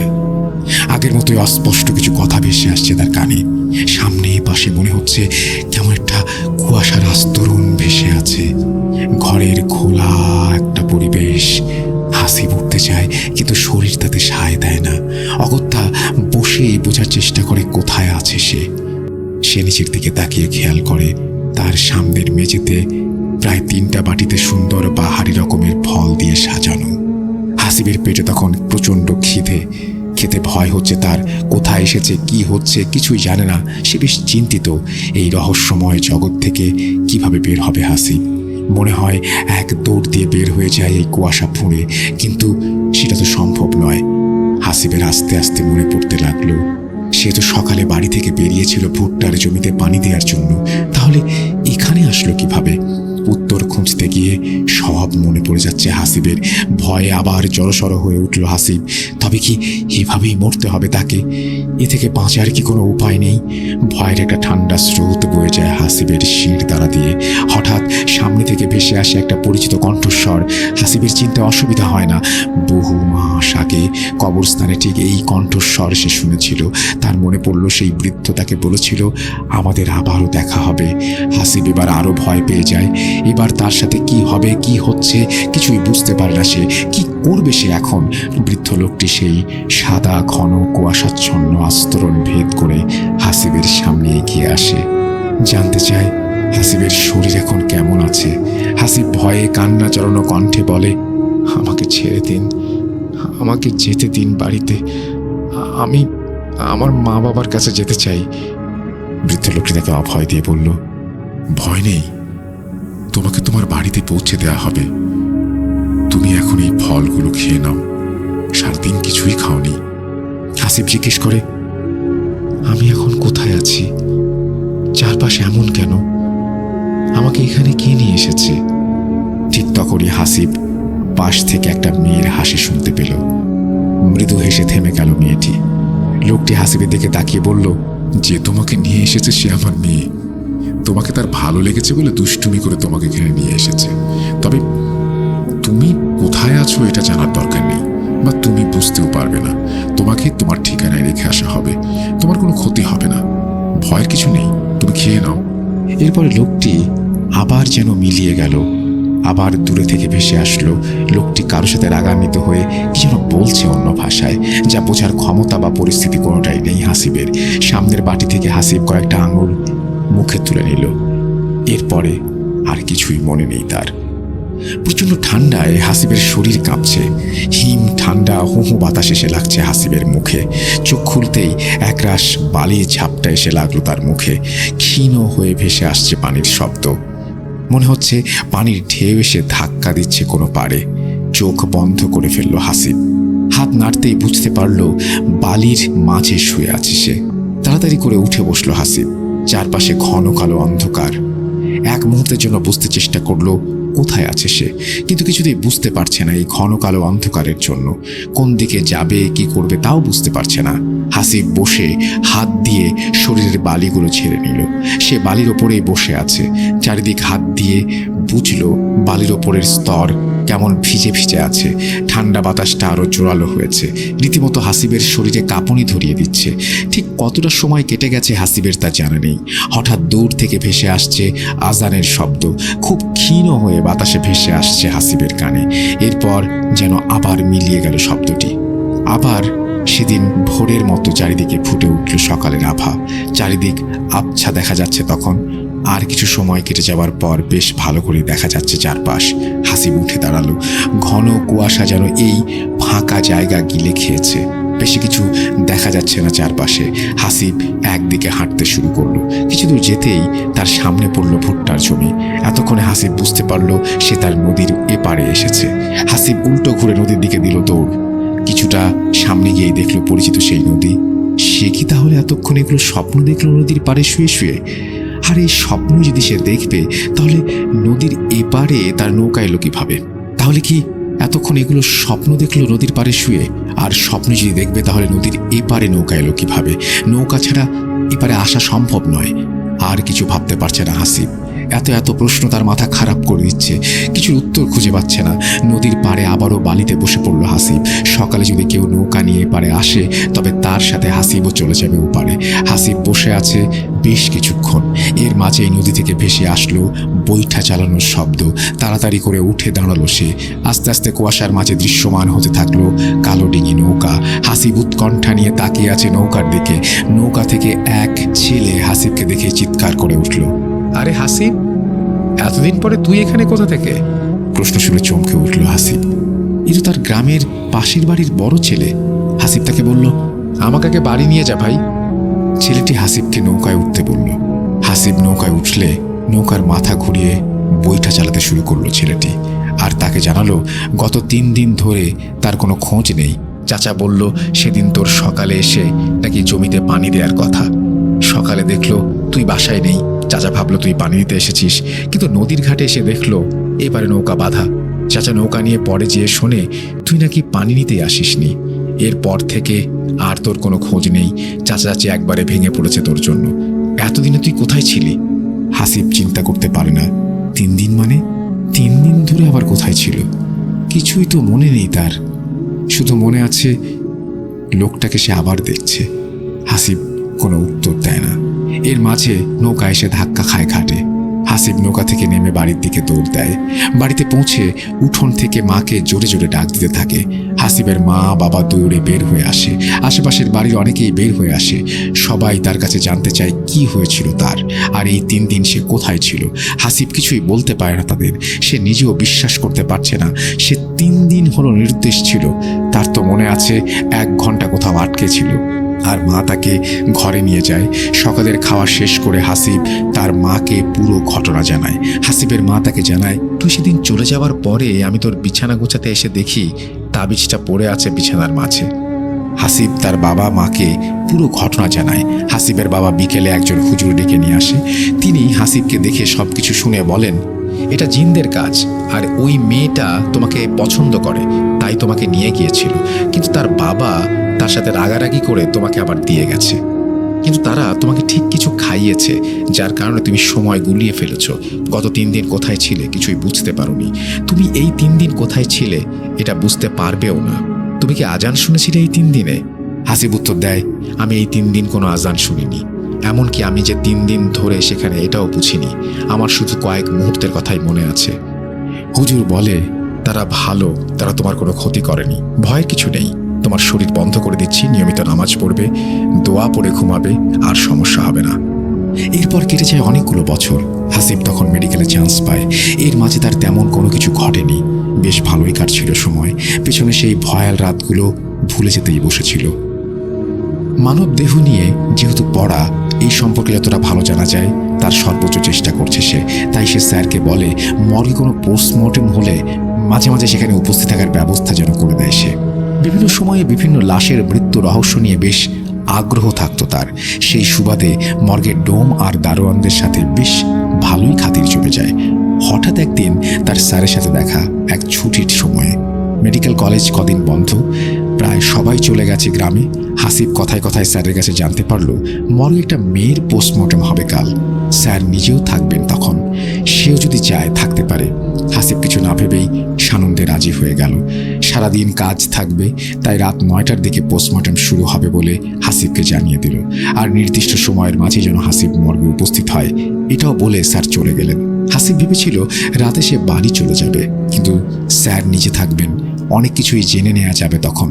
সেজন্য একদিন বেশি থেকে গেলে তেমন কোনো অসুবিধা নেই। পরদিন ঠিক রাত 8:30টায় হাসিব বের হয়ে যায় বাসা থেকে। মোটামুটি বাসা ফাঁকা, তার রুমমেট আর ক্লাসমেট সে গ্রামে চলে গেছে ছুটিতে। পাশের এক রুম ফাঁকা, তারাও চলে গেছে। তার আরও পরে একটা রুম, সেখানে এক বড় ভাই থাকে। বাসা থেকে বের হয়ে দরজায় তালা লাগিয়ে হাঁটতে শুরু করে হাসিব। যেখানে সে থাকে সেখান থেকে মর্গে যেতে 15 মিনিটের বেশি সময় লাগার কথা নয়। হাসিব আলো আধারিতে ল্যাম্পপোস্টের আলোয় হাঁটছে আর ভাবছে, মর্গগুলো সবসময় নির্জন জায়গায় হয় কেন? এটাও তো হাসপাতালের একটা অংশ, কিন্তু তারপরে একটু দূরে জঙ্গলে ঘেরা জায়গাগুলোই কেন বেছে নেওয়া হয় মর্গের জন্য? মনে হয় ভুতুরে পরিবেশের পূর্ণ রূপ দিতে এই ব্যবস্থা। মনে মনে হেসে হাসিব মর্গের কাছে চলে যায়। মর্গ থেকে বেশ খানিকটা সামনে একটা ল্যাম্পপোস্টের পাশে 2 হাত লম্বা একটা লাঠি হাতে চেয়ারে বসে আছে মর্গের দারোয়ান। হাসিবকে দেখে এসে বসা থেকে উঠে দাঁড়ায়। কি মামা, আজ আবার কোনো কাটাছেঁড়া আছে নাকি? হাসিব হেসে তার দিকে এগিয়ে গিয়ে বলে, কাটাছেঁড়া ঠিক না, কাটা সেলাইয়ের কাজ আছে বলে হেসে ওঠে দুজন। হাসিব জিজ্ঞেস করে, ডোম আর স্যার এসেছে নাকি? দারোয়ান জানায়, এখনো কেউ আসেনি, আর আজ যে পোস্টমর্টম হবে সেটাও সে জানে না। তবে হাসিবের কথা শুনে সে জানায় একটা মেয়ের লাশ এসেছে গতকাল। মনে হয় কিছু দিয়ে ঝলসে দেয়া হয়েছে তার চেহারাটা, বেশ ভয়ানক হয়ে আছে দেখতে। দেখলেই গা কেমন ছমছম করে। আর কিছুক্ষণ আগে আরও একটা লাশ এসেছে, জমি সংক্রান্ত জেরে খুন করা হয়েছে। গল্প করতে করতে এগিয়ে যাচ্ছে ঘড়ির কাঁটা। সময় তখন রাত 9টার ঘর ছুঁয়ে ফেলেছে। এখনও কেউ আসছে না, এটাই চিন্তা করছে হাসিব। চিন্তার ফাঁকে মর্গের দিকে তাকিয়ে আছে সে। টিমটিমে একটা লাল লাইট জ্বলছে বাইরের দরজার উপর। তার আলোয় ছোট পিচের রাস্তাটা চকচক করছে। আশেপাশে কিছু ছোট ছোট বড় গুলমলতার ঝোপ রয়েছে, আর সেখান থেকেই থেমে থেমে ভেসে আসছে ঝিঝি পোকার ডাক। হাসিব কি মনে করে এগিয়ে যায় মর্গের দিকে। পেছন থেকে দারোয়ান বলে ওঠে, এই মামা, ওদিকে কই যান? কেউ তো নেই ওখানে। হাসিব পেছনে না তাকিয়ে বলে, সমস্যা নাই, ডোম বা স্যার আসলে তুমি পাঠিয়ে দিও, আমি একটু ঘুরে আসি মর্গের পাশ থেকে। আর কিছু বলল না দারোয়ান। হাসিব মর্গের দিকে এগিয়ে যাচ্ছে আর নিজেই নিজের সাহস দিকে অবাক হচ্ছে। এই অন্ধকার রাতে এক রুমে বন্দি 2টা লাশের দিকে এগিয়ে যাচ্ছে সে, অথচ নিজের মাঝে কোনো ভয়ের অনুভূতিই নেই। হাসিব মর্গের সামনে গিয়ে দাঁড়ায়। চারপাশে ঘন অন্ধকার, একটা লাল লাইট যতটা পারে আলোকিত করছে সামনের অংশ। মর্গের এখানে দাঁড়িয়ে দারোয়ানের দিকে তাকিয়ে সে দেখে লাঠির ওপরে ভর দিয়ে সে ঝিমুচ্ছে। দরজায় তালা লাগানো নেই, বাইরের দিক থেকে হ্যাজবোল আটকে দেয়া। হাসিবের একবার মনে হলো সে মর্গের ভেতরে ঢুকে যায়।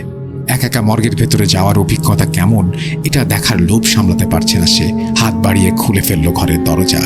ঘরের মাঝে যেন আবারও ঘন কালো গুমট অন্ধকার, সেই সাথে মাংস পচা একটা আষ্টে গন্ধ তার নাকে এসে লাগছে। হাত বাড়িয়ে দরজার পাশে সুইচে চাপ দিল হাসিব। মুহূর্তেই ঘরের মাঝের সব অন্ধকার মিলিয়ে গেল। হাসিবের সামনে দৃশ্যমান হয়ে উঠল স্ট্রেচারে রাখা সাদা কাপড়ে 2টো লাশ। একটা লাশের ওপরে সাদা কাপড়ে ছোপ ছোপ রক্তের দাগ, আর একটি লাশের কাপড়ে কেমন কালচে দাগ জায়গায় জায়গায়। রুমটা বেশ ভালোই বড় ছিল। রুমের মাঝে ওপর থেকে ঝুলতে থাকা রড লাইটটা একটু যেন বাতাসে দুলছে। রুমের এক কোণে রাখা কালচে দাগের কাপড়ে ঢাকা সেই লাশটি, আর রক্তের দাগ লাগা কাপড় দিয়েই ঢাকা সেই লাশ রাখা আছে লাইটের নিচের দিকে। রুমের মাঝ বরাবর হাসিব এগিয়ে গেল মাঝে রাখা লাশটির দিকে। ওপর থেকে সাদা কাপড়টা সরাতেই দেখলো চোখ খুলে নিথর পড়ে আছে 40 বছরের এক লোক। তার চোখ খোলা, এবং চোখ খোলা দেখে এক মুহূর্তে ভয় পেয়ে যায় হাসিব। মনে হয় এক দৃষ্টিতে সে তাকিয়ে আছে তার দিকে। তাড়াতাড়ি করে মুখটা ঢেকে দেয় হাসিব। এবার কোনায় থাকা লাশটির দিকে এগিয়ে যায়। লাশটার কাছে এগুতে একটা পচা গন্ধ নাকে এসে লাগে। হাসিব কাছে যেয়ে কাফনের কাপড়টা সরাতেই চমকে উঠল। মুখের চেহারা কিছুই ঠিক বোঝা যাচ্ছে না। চোখ দুটো মনে হচ্ছে ভেতরে ঢুকে গেছে, চোখের জায়গায় বড় গর্তের মতো। এত ভয়ানক লাশ সে আগে কখনো দেখেনি। এবার সে ভয় পেতে শুরু করে। কোন সাহসে এখানে একা একা এসেছিল সেটা এখন ভাবতেও পারছে না, মাথা কাজ করছে না তার। সে তাড়াতাড়ি করে কোনো মতে লাশের ওপরের কাপড়টা ফেলে দিয়ে যেই পেছনে ঘুরেছে, ঠিক তখনই একটা শব্দ, রুমের ভেতরে জ্বলতে থাকা বাল্বটি ভেঙে চুরমার হয়ে মেঝেতে পড়ে যায়। এক নিমিষের মাঝেই অন্ধকার নেমে আসে। চারিদিক গুমোট অন্ধকার, তার সাথে পাল্লা দিয়ে বাড়ছে মৃতদেহের পচা গলা গন্ধ। হাসিবের স্পষ্ট মনে আছে সে রুমের দরজা খুলে ভেতরে এসেছিল। রুমে অন্ধকার হলেও বাইরে দরজার ওপরে আলো রুমে আসার কথা, আর দরজা দিয়ে বাইরের ল্যাম্পপোস্টের আলো দেখতে পাওয়ার কথা। কিন্তু না, কোথায় সেই দরজা? এই যে নিশ্চিত্র অন্ধকার। হাসিবের মনে হচ্ছে এক কবরের মাঝে সে, কোথাও কোনো আলো নেই। হাসিব কি করবে বুঝতে পারছে না। শরীর ঘেমে গোসল হয়ে যাচ্ছে তার। মনে মনে দরজার অনুমান করে সামনের দিকে এগিয়ে যায় হাসিব। কয়েক পা এগিয়ে আসতেই ভয়ে তার দুই পা জড়িয়ে যায়। রুমের সাথে থাকা স্ট্রেচারের ওপরে থাকা সেই লাশের ওপরে পড়ে যায় সে। হাতের নিচে ঠান্ডা শরীরের একটা অনুভব ভয়ের শেষ পর্যায়ে নিয়ে যায় তাকে। তাড়াতাড়ি উঠতে যাবে, ঠিক তখনই মনে হলো, আরে লাশটা তো নড়ে উঠল হাতের নিচটায়। হাসিবের শীষ দ্বারা দিয়ে একটা ভয়ের স্রোত বেয়ে যায়। লাশের মতো তার শরীরও ঠান্ডায় জমে গেছে মনে হচ্ছে। সে গলা ফাটিয়ে চিৎকার করার ব্যর্থ চেষ্টা করলো কয়েকবার। সে দৌড়ে চলে আসলো দরজার দিকে, এসেই দেয়ালের সাথে একটা ধাক্কা খেলো। রুমের মাঝে তখনও একরাশ অন্ধকার। হঠাৎ রুমের মাঝে সকল নীরবতা ভেঙে খুটখাট শব্দ শুরু হলো। সাথেই ধপ করে কিছু একটা মেঝেতে পড়ার শব্দ ভেসে আসলো ঘরের কোণা থেকে। হাসিবের মনে হয় আজ আর তার নিস্তার নেই। নিজের উপরে প্রচণ্ড রাগ হতে থাকে। কেন সে এখানে এসেছিল? হাতড়ে দরজা খুঁজতে থাকে সে, কিন্তু কোথায় সেই দরজা? সব দিকেই তো সলিড দেয়াল। চোখ ভিজে কান্না চলে আসে হাসিবের। পেছন থেকে স্ট্রেচার টানার শব্দ আসছে। হাসিব দেয়াল হাতড়ে খুঁজে পায় রুমের দরজা। জোরে জোরে ধাক্কা দিতে থাকে হাসিব। একটু পরে দরজা খুলে যায়। রুমের বাইরে দাঁড়িয়ে আছে সেই দারোয়ান। হাসিব যেন তাকে দেখেই জড়িয়ে ধরে কান্নায় ভেঙে পড়ল। তার শরীর এখনো কাঁপছে থরথর করে। দারোয়ান হাতে থাকা লাইটটা রুমের দিকে মারতেই তারা দেখে রুমের মাঝে থেকে ছেলের লাশের ওপরে থাকা সাদা কাপড়টা নিচে পড়ে আছে, আর রুমের কোনায় থাকা মেয়ের লাশটা উপুর হয়ে পড়ে আছে মেঝেতে। লাশ এমন এলোমেলো হয়ে আছে কেন তা বুঝতে পারে না কেউ। মেয়েটির লাশই বা কি করে মেঝেতে পড়ল তারও কোনো উত্তর নেই তাদের কাছে। হাসিব আর কিছুই বলতে পারে না। দারোয়ান তাকে ধরে নিয়ে আসে বাইরে আলোতে। দারোয়ান তাকে একটি চেয়ারে এনে বসিয়ে দেয়। পানি খেয়ে যেন আবারও প্রাণ ফিরে পায় হাসিব। হাতে থাকা বোতল এক চুমুকে প্রায় অর্ধেকটা পানি খেয়ে শেষ করে। তারপর সে দারোয়ানের দিকে তাকায়। দারোয়ান তাকে জিজ্ঞেস করে, মামা, কি হয়েছিল আপনার? আমি এখানে বসে একটু ঝিমুনি ধরে গিয়েছিল, তারপরেই কানে আসতে লাগলো দরজায় ধূপধাপ শব্দ। আমিও তো প্রথমে ভয় পেয়ে গিয়েছিলাম, কি যে হলো। পরে মনে হলো আপনি তো গিয়েছিলেন ওদিকে, তাই দৌড়ে চলে গেলাম। হাসিব দারোয়ানকে পুরো ঘটনা বলল, কিন্তু দারোয়ান জানালো রুমের দরজা তো খোলাই ছিল, শুধু ভেজানো ছিল। হাসিব বলল, আমি তো কোনো আলোই দেখতে পাচ্ছিলাম না। দরজা খুলতে চেষ্টা করলাম, কিন্তু কিছুতে খুলতে পারছিলাম না। দারোয়ান তাকে জানালো, আজ স্যার আসতে পারবেন না, তাই পোস্টমর্টম হবে না। আমাকে একটু আগে ওয়ার্ড বয় এসে বলে গেল, আর সেটা আপনাকে জানানোর জন্যই গিয়ে দেখি এত সব কাহিনী। একটু ধাতস্থ হয়ে হাসিব উঠে আবার বাসার দিকে হাঁটা দিল। বাসার দিকে হেঁটে যেতেও তার কেমন ভয় করছিল। মনে হচ্ছিল চারপাশ ঘন অন্ধকারে ভরে যাবে, আবারও ঘিরে ধরবে সেই গুমোট অন্ধকার। এই বুঝি কেউ উকি দিয়ে দেখছে তাকে, পেছনে কি কেউ হেঁটে আসছে। এত সব চিন্তা নিয়ে ভয়ে ভয়ে বাসায় পৌঁছে গেল হাসিব। রাতে আর খাবার খেতে ইচ্ছা করলো না তার। যে একটা অবস্থা কাটলো এখনো গায়ে কাটা দিচ্ছে। বিছানা এলিয়ে দিল শরীর। এমনিতে একদম অন্ধকার ঘর ছাড়া ঘুমোতে পারে না হাসিব, কিন্তু আজ তার সাহস হলো না ঘর অন্ধকার করতে। মনে হলো অন্ধকার করলে আবার বুঝি কিছু একটা হবে, কিছু একটা ঘটে যাবে তার সাথে। রুমে থাকা হালকা নীল কালারের একটা ডিম লাইট অন করে দিল সে। হালকা নীল আলোতে চারপাশ কেমন মায়াবী লাগছে। সব প্রশ্নগুলো মাথায় ঘুরছে। উত্তর খোঁজার চেষ্টা করছে হাসিব, কিন্তু কিছুতেই হিসাব মিলছে না। কি থেকে কি হলো সঠিক কোনো কিছুরই উত্তর দাঁড় করাতে পারছে না। মানুষ যখন কোনো জিনিসের উত্তর খুঁজে না পায় তখন তার সাথে থাকা ভয়টি আরও বেশি জেগে ধরে। হাসিবের ক্ষেত্রেও তার ব্যতিক্রম নয়। একসময় মস্তিষ্ক ক্লান্ত হয়ে ঘুমের দেশে পাড়ি জমায় হাসিব। রাত তখন কটা হবে জানা নেই। চারিদিকে নিস্তব্ধতা। ঘরে থাকা ঘড়ির কাঁটার টিকটিক শব্দটা শুধু হালকা হালকা কানে ভেসে আসছে। হঠাৎ সে বুকের ওপরে প্রচণ্ড চাপ অনুভব করল। মনে হচ্ছে তার বুকের ওপরে কিছু একটা চেপে বসে আছে। বুকের ওপরের এই অসম্ভব চাপে ঘুম পুরোপুরি ভেঙে যায় হাসিবের। সে আস্তে আস্তে চোখ খুলে তাকায়। ঘরের ভেতরে হালকা নীল আলোতে চোখ খুলে হাসিব যা দেখে তা দেখে তার শরীরের রক্ত হিম হয়ে যায়। তার বুকের ওপরে চেপে বসে আছে একটা নারীর অবয়ব। ভালো করে তাকাতেই দেখে সেই সাদা কাফনের কাপড়। একটা মাংস পচা গন্ধে পুরো ঘর ভরে গেছে। একরাশ চুল উঠছে বাতাসে। ভয়ে এবার ঘামতে শুরু করে হাসিব। আবার সে চলে যায় একটা ঘোরের মাঝে।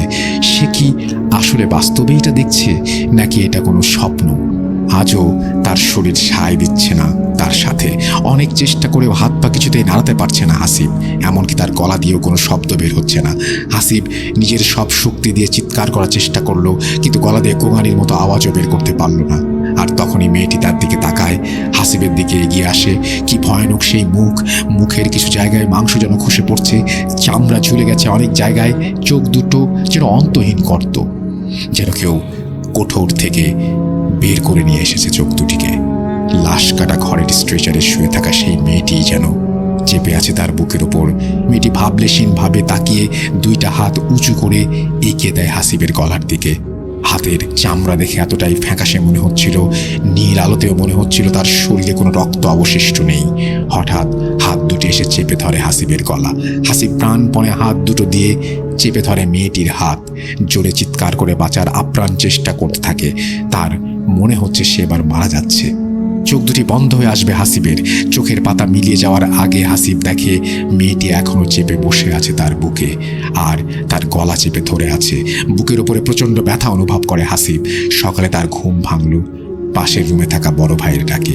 বিছানায় উঠে বসে হাসিব আর ভাবতে থাকে রাতে কি হয়ে গেল তার সাথে।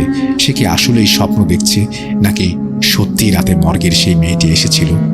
আর চিন্তা করতে পারছে না হাসিব। বিছানা থেকে উঠতে গিয়ে বুকের ওপরে প্রচণ্ড একটা ব্যথা অনুভব করে। বুকের মাঝে ধক করে ওঠে। তবে কি? বাথরুমে থাকা আয়নার সামনে যেতেই দেখে গলায় লাল রক্ত জমাট বেঁধে আছে। মনে হচ্ছে কয়েকটি আঙুলের দাগ বসে আছে গলায়। ভয়ে কুঁকড়ে যায় হাসিব। এর মানে রাতের ঘটনা মিথ্যা বা স্বপ্ন নয়। রাতে সে যা দেখেছে তা পুরোটাই সত্যি। আর এক মুহূর্ত এখানে নয়। ব্যাগ গুছিয়ে বেরিয়ে পড়ে হাসিব। বাড়ি ফিরে আর কাউকে জানানোর সাহস হয় না ব্যাপারটা। যদিও তার মা তার গলায় এমন দাগ দেখে প্রশ্ন করে, সে অ্যালার্জি বলে উড়িয়ে দেয়। ছুটি শেষ করে এসে হাসিব সেই বাসা ছেড়ে দিয়ে নতুন বাসায় ওঠে। এরপরে আর তেমন কোনো সমস্যা হয়নি বা ঘটেনি। তার সাথে অনেক আগে থেকে ঘটে যাওয়া সেই ঘটনার সাথে এই ঘটনার কোনো যোগসূত্র আছে কিনা তাও এখনো বুঝতে পারে না হাসিব। সেই রাতে কেনই বা এমন কিছু ঘটেছিল তার সাথে, এর কোনো সঠিক ব্যাখ্যাও সে দাঁড় করাতে পারে না। মেয়েটি কি তাকে কিছু বলতে চেয়েছিল? বলতেই যদি চাইবে, তবে এমন করে বুকের উপরে গলা চেপে ধরে বসেছিল কেন? কিসের রাগ ছিল তার উপর? এমন অনেক প্রশ্ন আজও আছে অন্ধকারে। এর সঠিক উত্তর আজও মেলানোর চেষ্টা করছে হাসিব। হাসিব এখনো ভয়ে থাকে আবার কবে তার জীবনে নেমে আসে এমন ঘন কালো অন্ধকারের রাত, এমন কালো অন্ধকারের ঘোর। আবারও হয়তো কোনো এক রাতে ভাবলেশহীন বিভৎস ফ্যাকাশে মুখ নিয়ে সেই মেয়ে অবয়ব চেপে ধরতে পারে তার গলা। এই ছিল তানভীর তুষারের ঘটনা। চমৎকার ভাবে লিখেছেন তানভীর তুষার, থ্যাংক ইউ ভেরি মাচ। আমারও প্রশ্ন, এটা আমিও মিলাতে পারিনি যে দুটো ঘটনার মধ্যে আসলে কোনো রিলেশন আছে কিনা। দুটো ঘটনা সেপারেট হতে পারে, বাট আমি জানি না। এটা লিসনারদের উপরে ছেড়ে দেওয়াটা সবচাইতে ভালো হবে। আর আপনাদের সবাইকে অসংখ্য ধন্যবাদ মন দিয়ে এতক্ষণ পর্যন্ত ঘটনা শোনার জন্য। আর আপনাকেও ধন্যবাদ তানভীর তুষার আমাকে ঘটনাটি পাঠিয়ে দেওয়ার জন্য। আর যিনি ঘটনাটি পাঠিয়েছেন তাকে অনেক ধন্যবাদ, যদিও নাম ঠিকানা গোপন করেছেন বলে নাম বলতে পারলাম না। অনেক অনেক ধন্যবাদ আপনাকেও। আশা করছি ঘটনাটি আপনাদের ভালো লেগেছে। যদি ভালো লাগে অবশ্যই আমাদের জানাবেন, যদি ভালো না লাগে তাও আমাদের জানাবেন। এই ছিল আমাদের ঈদের এপিসোডের মানে ফার্স্ট যে এপিসোড, যেটা আমার সবচেয়ে পছন্দের এপিসোড, যেটা আপনাদের হয়তো পছন্দ না, আপনারা ঈদের দিন হয়তো বেশি পছন্দ করেন, কিন্তু এটা আমার ফার্স্ট এপিসোডে আমার সবচেয়ে পছন্দের মানুষের একটা ঘটনা আমি আপনাদের শোনালাম।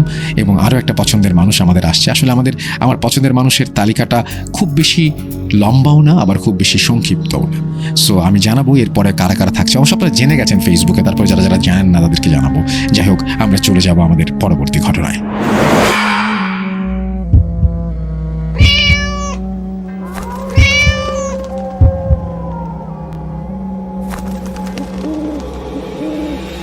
এখন যে ঘটনাটি আমি আপনাদের সাথে শেয়ার করতে যাচ্ছি, এই ঘটনাটি আমাকে দিয়েছে সৌমিত্র রয়। ওর বাসা ঢাকার বাসাবো এলাকায়। ও এই ঘটনাটি তারই এক বান্ধবীর নাম হচ্ছে মারিয়া মিম, তার কাছ থেকে এই ঘটনাটি সংগ্রহ করেছে। ঘটনাটি একটি হন্টেড বাসাকে কেন্দ্র করে এবং বেশ কিছু ছোট ছোট ভয়ানক ঘটনা মিলিয়ে একটি লম্বা ঘটনা আপনাদের সামনে উপস্থাপন করার চেষ্টা করবো ইনশাল্লাহ। তো চলুন কথা না বাড়িয়ে সরাসরি মূল ঘটনাতে চলে যাচ্ছি। এখন থেকে 7-8 বছর আগে মিম ওরা যখন যে বাসাটায় থাকতো, মূলত সেখানকার বেশ কয়েকটি খণ্ড খণ্ড ঘটনা নিয়েই আজকের এই সম্পূর্ণ ঘটনাটি। প্রথমেই এই জায়গাটির কিছুটা বর্ণনা দেওয়া প্রয়োজন। ঘটনাটির স্থান ঢাকার সবুজবাগের কদমতলা এলাকায়। আর ওরা যে বিল্ডিংয়ে থাকতো সেই বিল্ডিংটি একটি গলিতে অবস্থিত এবং বিল্ডিংটির পাশেই ছিল আরো একটি বিল্ডিং। এই দুটো বিল্ডিং একদম লাগোয়া। দুটি বিল্ডিংয়ের মাঝখানে বিশেষ কোনো ব্যবধান নেই বললেই চলে। বিষয়টি অনেকটা এমন যে এক বিল্ডিংয়ের ছাদ থেকে খুব সহজেই অন্য বিল্ডিংয়ের ছাদে চলে যাওয়া যায়। ঢাকাতে কিন্তু এরকম বিল্ডিং অনেক আছে, বিশেষ করে পুরান ঢাকায় কিন্তু আমরা হরহামেশাই এ ধরনের বিল্ডিংগুলোকে দেখতে পাই। তবে ওই দুটি বিল্ডিংয়ের মাঝে যে সরু জায়গাটি ছিল সেখানে স্বাভাবিকভাবে যাওয়ার কোনো পথই ছিল না, যার কারণে কারো কোনো জিনিস ভুলবশত জানালা দিয়ে পড়ে গেলে তা আর উদ্ধার করা সম্ভব হতো না। মিমরা যখন ওই দুটি বিল্ডিংয়ের মধ্যে প্রথম বিল্ডিংটির 5 তলায় থাকতো, মানে যখন শুরুর দিকে আর কি, তা একদিন মিমদের বাসায় মেহমান এসেছিল, যে কারণে ওর আম্মু রাতে ওকে বলেন বাসার লিভিং রুমে ঘুমাতে। আর ওর কাছে বিষয়টি খুবই স্বাভাবিক ছিল, কারণ এর আগেও অনেকবার মেহমান আসলেও লিভিং রুমে ঘুমিয়েছে। তো ওই রাত্রে মেহমানদের সাথে দীর্ঘক্ষণ গল্পগুজব করে ওর ঘুমাতে যেতে যেতে রাত প্রায় 2টো বেজে যায়। তখন ও শুনতে পায় ওদের বাসার গলিতে অনেকগুলো কুকুর ভয়ানকভাবে ডাকাডাকি করছে। কুকুরগুলোর এরকম ডাকাডাকি শুনে ওর মনে পড়ে যায় যে ওর খালা একবার ওকে বলেছিলেন যে কুকুর নাকি জিনদের উপস্থিতি বুঝতে পারে, তাই রাতের বেলা অনেক সময় খারাপ কোনো কিছুর উপস্থিতি টের পেলে ওরা এইভাবে ডাকতে থাকে। এসব মনে করে মিমের কিছুটা ভয় লাগছিল, যেহেতু ও তখন লিভিং রুমে একাই ছিল। আর যার কারণে ওরকম কুকুর ডাকাডাকি করলে ভয় লাগাটাই স্বাভাবিক। আর ওই খালার কথাগুলো মনে পড়েছিল তার, এ করে ভয়টা আরো বেশি লাগছিল। এমন সময় হঠাৎ করেই মিমের মনে হয় রাস্তার অপর পাশে একটি বিল্ডিং থেকে নূপুরের আওয়াজ ভেসে আসছে। প্রথমে মিম মনে করে ওটা হয়তো তার মনের ভুল, কিন্তু ভালোভাবে শোনার চেষ্টা করে আর সে ওই আওয়াজটি আবারও পরিষ্কারভাবে শুনতে পায় এবং নিশ্চিত হয় যে সেটা ওর মনের ভুল নয়। মিম ভাবছিল ওই বিল্ডিংয়ে বোধহয় রাত্রে কেউ ড্যান্সের প্র্যাকটিস করছে। তবে পর মুহূর্তে আবারও ও ভাবে যে এত রাত্রে তো কারো এইভাবে ড্যান্স প্র্যাকটিস করার কথা নয়, তাহলে নূপুরের আওয়াজটি কোথা থেকে আসছে। মিম যখন এসব ভাবছিল তখন ওর মনে হতে থাকে যে নূপুরের শব্দটি আস্তে আস্তে বেড়ে যাচ্ছে এবং ওর এমনটা মনে হচ্ছিল যে আওয়াজটি ওই লিভিং রুমের দিকেই এগিয়ে আসছে, ঠিক ও যেখানে শুয়ে আছে। যেন কোনো অশরীরী নূপুর পায়ে হাওয়ায় হেঁটে হেঁটে ওর দিকে অগ্রসর হচ্ছে। ওর এতটাই ভয় লাগছিল যে ও নড়াচড়াও করতে পারছিল না। এক পর্যায়ে আওয়াজটি ওই লিভিং রুমের জানালার একদম কাছাকাছি চলে আসে এবং তখনই ঘরের ভেতরে ওর পায়ের দিকে জোরে করে কোনো একটি জিনিস পড়ে যাওয়ার শব্দ হয়। ওই শব্দটি হওয়ার সাথে সাথেই সেই নূপুরের আওয়াজটি একদম থেমে যায়। এরপর আর কিছু শোনা যায় না এবং রাতের নিয়মে চারপাশ একদম নিশ্চুপ হয়ে যায়। অনেক ভয় পাওয়ার কারণে কিছুতেই মিমের ঘুম আসতে চাইছিল না, কিন্তু পরদিন যেহেতু বাসায় মেহমান এসেছিল, ওই দিন যেহেতু বাসায় মেহমান এসেছিল, তাই উঠে লাইট জ্বালিয়ে বাসার অন্যদেরকে ডাকাডাকি করতে গেলে মেহমানরা হয়তো বিরক্ত বোধ করবেন এবং তারা অন্য কিছু ভাবতে পারেন। যে এই মেয়েটিকে আবার জিনে ধরছে কিনা বা এই টাইপের কিছু কিনা, এই টাইপের অনেক কথাবার্তা ছড়িয়ে যেতে পারে। তো বিষয়টি সে মনের ভুল ভেবেই মনকে বারবার সান্ত্বনা দিতে থাকে, কিন্তু সে জানে যে এটি তার মনের ভুল নয়। যাই হোক, সে চুপচাপ শুয়ে থাকে এবং ফজরের আজানের পর তার ঘুম এসেছিল। এর আগে তার ঘুম আসেনি। সকালে তার আম্মুর ডাকে ঘুম ভাঙে। যেহেতু ঘুম থেকে উঠতে বেশ দেরি হয়েছিল, তাই মিম তাড়াতাড়ি করে রেডি হয়ে স্কুলে চলে যায়। এরপর স্কুল শেষেও যখন বাসার দিকে ফেরে, তখন লিভিং রুমের দরজার উপরের দেয়ালের দিকে ওর চোখ যায়। সেখানে আল্লাহ লেখা কাবা শরীফের একটি ফ্রেম করা ছবি লাগানো ছিল, কিন্তু ছবিটি তখন সেখানে না থাকায় জায়গাটি খালি খালি লাগছিল, যার কারণে ওখানে ওর নজর পড়ে। মিম তখন ওর আম্মুর কাছে ছবিটি কোথায় তা জানতে চায়। তখন তার আম্মু বলে যে ঘুম থেকে উঠে উনি লিভিং রুমে এসে দেখেন যে কাবা শরীফের ওই ছবিটি মাটিতে পড়ে আছে। উনি ছবিটি উঠিয়ে হাতে নিয়ে দেখতে পান যে ছবিটি দেয়ালে লাগানোর জন্য যে রশিটি ছিল সেই রশিটি ছিঁড়ে গিয়েছে, আর তাই এটি পড়ে গিয়েছিল। তাই উনি ছবিটিকে আবার দেয়ালে না টানিয়ে টেবিলের উপর রেখে দিয়েছেন। এ কথা শুনে মিম রুমে গিয়ে দেখে যে ছবিটি টেবিলের উপর রাখা আছে। তখন মিম বুঝতে পারে যে গত রাত্রে ও একটি জিনিস পড়ে যাওয়ার জোরালো শব্দ শুনতে পেয়েছিল। সেটি আসলে ওই ছবিটি পড়ে যাওয়ারই শব্দ ছিল। এরপর মিম তার আম্মুকে গত রাত্রে ঘটে যাওয়া ঘটনাটি খুলে বলে। উনি সবকিছু শুনে বিষয়টি কিছুটা আন্দাজ করতে পারলেও মিম হয়তো ঘুমের ঘরে স্বপ্ন দেখেছে বলে তাৎক্ষণিকভাবে মিমকে আশ্বস্ত করার চেষ্টা করে। কিন্তু মিম ভালোভাবেই জানতো যে এটি কোনো স্বপ্ন ছিল না, আর তার মাও ভালো করে বুঝতে পেরেছিল যে মিম আসলে স্বপ্নের ঘরে বিষয়টি দেখেনি। মূলত এই বিষয়টি ঘটনা ঘটার শুরু ছিল, এটা দিয়ে শুরু হয়েছিল।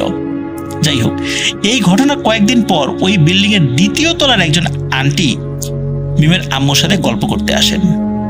কথা প্রসঙ্গে উনি ওনার একটি ভয়ানক অভিজ্ঞতার বিষয়ে তাকে বলেন। একদিন বিকেলবেলা অবসর সময় উনি সেলাই করার জন্য নাকি সুই সুতা নিয়ে বসেছিলেন। উনি সুইয়ে সুতা পরানোর চেষ্টা করছিলেন এবং সুইয়ের ছিদ্রে সুতা প্রায় পরিয়ে ফেলেছেন। এমন সময় ওনার হাতটি অদ্ভুতভাবে খালি ডানে বায়ে সরে যায়। ওনার মনে হচ্ছিল কেউ যেন আস্তে করে ওনার হাতে ধাক্কা দিয়ে হাতটি সরিয়ে দিচ্ছে। উনি শুরুর দিকে বিষয়টিতে খুব বেশি গুরুত্ব না দিয়ে আবারও সুতা পরানোর চেষ্টা করেন, কিন্তু এবারও একই রকম ঘটনা ঘটে। প্রিয় লিসেনার্স, আপনারা জানেন যে সুইয়ের সুতা পরানো কিন্তু বেশ সূক্ষ্ম একটি কাজ, আর উনি এই কাজে বেশ সিদ্ধহস্ত ছিলেন। কিন্তু অদ্ভুতভাবে উনি বারবারই অস্বাভাবিকভাবে ব্যর্থ হচ্ছিলেন। আর এই কারণে উনি কিছুটা বিরক্ত নিয়েই বলে ওঠেন, কি রে, এরকম হচ্ছে কেন? যখনই এই ধরনের কথা উনি বলেছেন, তখনই আচমকাই নাকি ওনার কানের পাশে কর্কশ ও ভারী একটি কণ্ঠস্বর উনি শোনেন এবং ভয়ানকভাবে ফিস ফিস করে কিছু একটা বলে ওঠে। কিন্তু কি যে বলেছেন সেটা আসলে উনি বুঝতে পারেননি। অদ্ভুত একটা শব্দ, কর্কশ শব্দ, কিন্তু এটা কোন ভাষায় যে কথা বলে উঠলো, কি বলল, এটা ওনার বোধগম্য হলো না। যদিও উনি বুঝতে পারেননি, কিন্তু কণ্ঠস্বরটা শোনার পর উনি প্রচন্ড ভয়ে হাত থেকে সবকিছু ফেলে দিয়ে চিৎকার করতে করতে না রুম থেকে বের হয়ে যান। চিৎকার শুনে ওনার পরিবারের সদস্যরা ছুটে আসেন এবং ওনাকে পানি খেতে দিয়ে হাত পাখা দিয়ে বাতাস করতে থাকেন। শীতকাল ছিল ওই সময়টাতে, আর শীতকালে উনি একদম ঘেমে অবস্থা খারাপ হয়ে গিয়েছিল। কিছুটা স্বাভাবিক বোধ করার পর উনি সবাইকে বলেন যে ওনার সাথে কি ঘটেছিল। সবকিছু শোনার পর পরিবারের সদস্যরা অনেক বেশি অবাক হয়েছিলেন এমনটাও নয়। এরকম টুকটাক ঘটনা মনে হয় ওই বিল্ডিং এ হরহামেশাই ঘটে। এরকম কম বেশি ঘটনা তাদের মোটামুটি জানা ছিল। মাঝে মধ্যেই রাতে ওই বিল্ডিং এর ছাদের উপর নাকি বিভিন্ন ধরনের অদ্ভুত শব্দ শোনা যেত। যেমন কেউ পাটাতে শিলনোড়া দিয়ে মশলা পিষলে যেরকম শব্দ হয়, অনেকটা সেই রকমের। আবার যারা পার্শ্ববর্তী লাগোয়া বিল্ডিংটির সাইডে থাকতেন, তাদের মধ্যে অনেকেই গভীর রাতে দুটি বিল্ডিং এর মধ্যবর্তী যে সরু জায়গাটি রয়েছে, সেখান থেকে একটি ছোট্ট বাচ্চার কান্নার আওয়াজ আসতে নাকি শুনেছেন। অথচ ওই ছোট্ট ফাঁকা জায়গায়, এত সরু ফাঁকা জায়গায় শুধু হয়তোবা কোনো একটা ইঁদুর হেঁটে যাওয়া সম্ভব একদম নিচে, এছাড়া কোনো মানুষের সন্তান, একদম নবজাতক সন্তানও ওই জায়গায় থাকা সম্ভব নয়। কিন্তু শুধু ওই জায়গা থেকে কান্নার আওয়াজ ভেসে আসতো।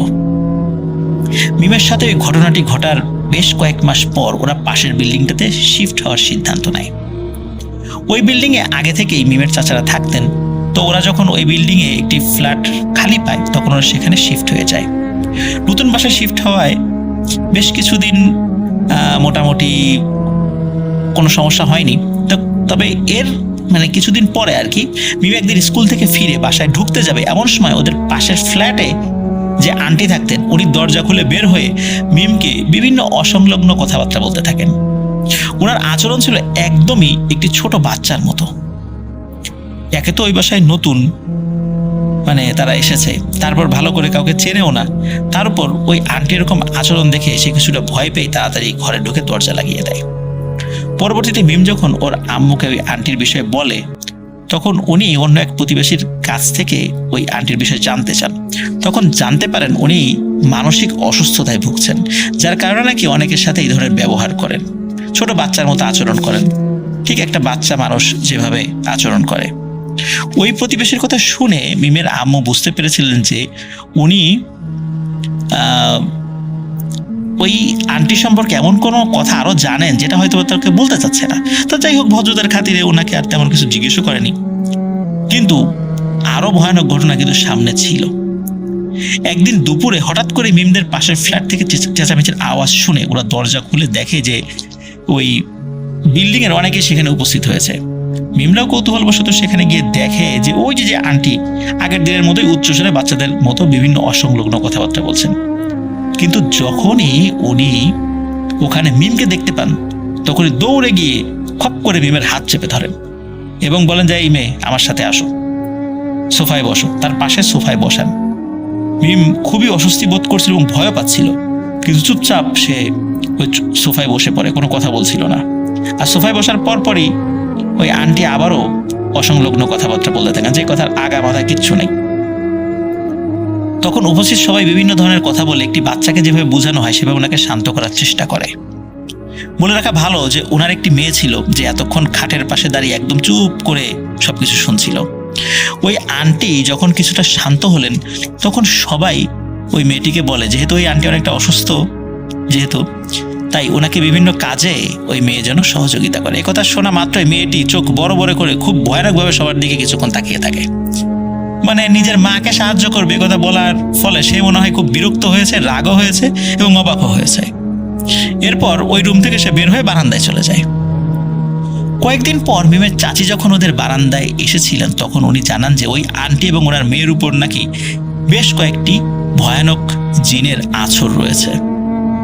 এ বিষয়ে যখন একজন হুজুরকে ডেকানো হয়েছিল তখন উনি জানান ওই জিনেরা খুবই শক্তিশালী এবং তারা চায় না যে ওই বাসায় কেউ থাকুক। তাই কোনো গুরুতর সমস্যার সম্মুখীন হতে না চাইলে বাসাটি ছেড়ে দেওয়াটাই বুদ্ধিমানের কাজ হবে। কিন্তু ওই সময় ওই আন্টিদের আর্থিক বেশ কিছু সমস্যা চলার কারণে ওনারা হঠাৎ করে বাসাটি পরিবর্তন করে অন্য কোথাও শিফট করার মতো অবস্থায় ছিলেন না। তাই একরকম বাধ্য হয়েই এত সব সমস্যা উপেক্ষা করে ওনাদের ওই বাসায় থাকতে হচ্ছিল। মিমের চাচি আরো বলেন যে ওই বিল্ডিং এর ছাদের নিচ তলায় যারা থাকেন তারা নাকি রাতের বেলা ছাদের উপর থেকে কারো পায়ের আওয়াজ শুনতে পান। শব্দটি অনেকটা এমন যে কোনো বাচ্চা খালি পায়ে ছাদের এক পাশ থেকে আর এক পাশে দৌড়াদৌড়ি করছে। এই শব্দটি বেশিরভাগ দিনেই গভীর রাতে শোনা যেত। একটি ঘটনা, একদিন ওনারা রাত 9টার দিকে এই শব্দটি শুনতে পান। তখন ওনারা ছাদে উঠে কাউকে দেখতে পান না, তবে ওনারা লক্ষ্য করেন যে ছাদে থাকা দোলনাটি আস্তে আস্তে দুলছে। কোনো বাতাস কিন্তু চারদিকে ছিল না, আর ওই ভারী দোলনাটা দোলার মতো বাতাসের যে ধাক্কা সেটিও ছিল না সেই সময়। দোলনাটি দেখে মনে হচ্ছিল এটি বাতাসে দুলছে না, মনে হচ্ছিল যে কেউ দোলনায় অনেকক্ষণ বসে থাকার পর যখন মাত্রই উঠে চলে যায় ঠিক যেভাবে দুলতে থাকে ঠিক সেভাবে দুলছে। ওনারা তখনকার মতো ছাদ থেকে যদিও নেমে আসেন এবং পরদিন সকালে বিল্ডিং এর দারোয়ানকে বিষয়গুলো সম্পর্কে অবহিত করেন। সব শুনে দারোয়ান বলেন এগুলো কোনো সমস্যা নয়। দারোয়ান ওনাদেরকে উল্টো পরামর্শ দেন এসব আওয়াজ উপেক্ষা করতে এবং রাতের বেলা ওনারা যেন কোনো অবস্থাতেই আর ছাদে না ওঠেন। তো এটা তো কোনো সমাধান হলো না, ছাদে উঠতে মানা করছে কেন, নিশ্চয়ই কোনো সমস্যা আছে। এরপর আরো বেশ কয়েক মাস কেটে যায়। এক রাতে মিম অদ্ভুত একটি স্বপ্ন দেখে। মিম দেখে যে স্বপ্নের মধ্যেও একইভাবে কেউ ওর রুমে শুয়ে আছে। তখন ওর রুমের দরজা একটু একটু করে খুলে যেতে থাকে। মানে সে ওই স্বপ্নের মধ্যে ওর রুমে শুয়েছিল আর ওর রুমের দরজাটা একটু একটু করে খুলে যাচ্ছিল। ডিম লাইটের নীলাভ আলোয় ও দেখতে পায় যে দীর্ঘকায় কালো ছায়ার মতো একটি অবয়ব দরজা দিয়ে রুমে প্রবেশ করছে। ওই অবয়বটি রুমে ঢুকে ওর দিকে এগিয়ে আসতে থাকে। ওই অবয়বটিকে দেখে ভয়ে মিম চিৎকার করতে থাকে। অবয়বটি ওর বিছানার পাশে এসে শক্তভাবে ওর গলা চেপে ধরে। ও গলায় অনেক ব্যথা অনুভব করছিল। ও চেষ্টা করতে থাকে যে নিজেকে যেন সে ছাড়িয়ে নিতে পারে। এমন সময় হঠাৎ করে মিমের ঘুম ভেঙে যায় এবং প্রচন্ড অস্বস্তিতে উঠে বসে। ওই সময় সে ফিল করে ওর গলায় বেশ ব্যথা অনুভূত হচ্ছে। এও সে বোধ করে যে এটি স্বপ্নের মধ্যে হয়েছে। কিন্তু মিম আরো বেশি অবাক হয় যখন ও দেখে যে রুমের দরজাটি খোলা রয়েছে, ঠিক যেমনটা ও স্বপ্নে দেখেছিল। কিন্তু ওর স্পষ্ট মনে ছিল যে ঘুমানোর আগে সে খুব ভালোভাবেই দরজাটি লাগিয়ে তারপরে ঘুমিয়েছে এবং সে এভাবে প্রতি রাত্রেই ঘুমায়, দরজা লাগিয়েই সে ঘুমায়। তখন মিমের খেয়াল হয় স্বপ্নে ও দেখেছিল যে সেই ছায়ার মতো অবয়বটি আস্তে আস্তে ওর রুমের দরজা খুলে ভেতরে প্রবেশ করে। বিষয়টি মনে আসার পরপরই ওর ভয়ের মাত্রা আরো অনেক গুণ বেড়ে যায়। ও উঠে গিয়ে ওর আব্বু আম্মু সকলকে ঘুম থেকে ডেকে তোলে এবং সবকিছু ওনাদেরকে জানায়। মিমের আব্বু দোয়া পরে ওকে ফু দিয়ে দেন। সেই রাত্রে মিমের আর ঘুম হয়নি। সবাই চিন্তা করেছিল যে দ্রুত বাসাটা ছেড়ে দিব আর এর মধ্যে আর কোনো ঘটনা হয়তোবা ঘটবে না, কিন্তু কে জানতো যে আরো একটি ভয়ানক ঘটনা মিমের সাথে ঘটবে। এই ঘটনার 1-2 দিন পর মিম তার রুমেই লেখাপড়া করছিল। তো মিম কোনো কারণে তার রুম থেকে বাইরে বের হয়ে এসেছে, মানে অন্য রুমে গিয়েছে। তার ঘরের লাইট টাইট সব জ্বালানো ছিল। তো অন্য রুমে গিয়ে তার আব্বু আম্মুর সাথে কথা বলে সে আবার তার রুমের মধ্যে ঢুকছিল। হঠাৎ করে দেখে তার খাটের উপরে পুরো শরীর কম্বল দিয়ে আবৃত কেউ একজন বসে ঢুলে ঢুলে উচ্চস্বরে কিছু পড়ছে। অনেক সময় আমরা ঢুলে ঢুলে মানুষকে পড়া দেখি না, ওই রকম।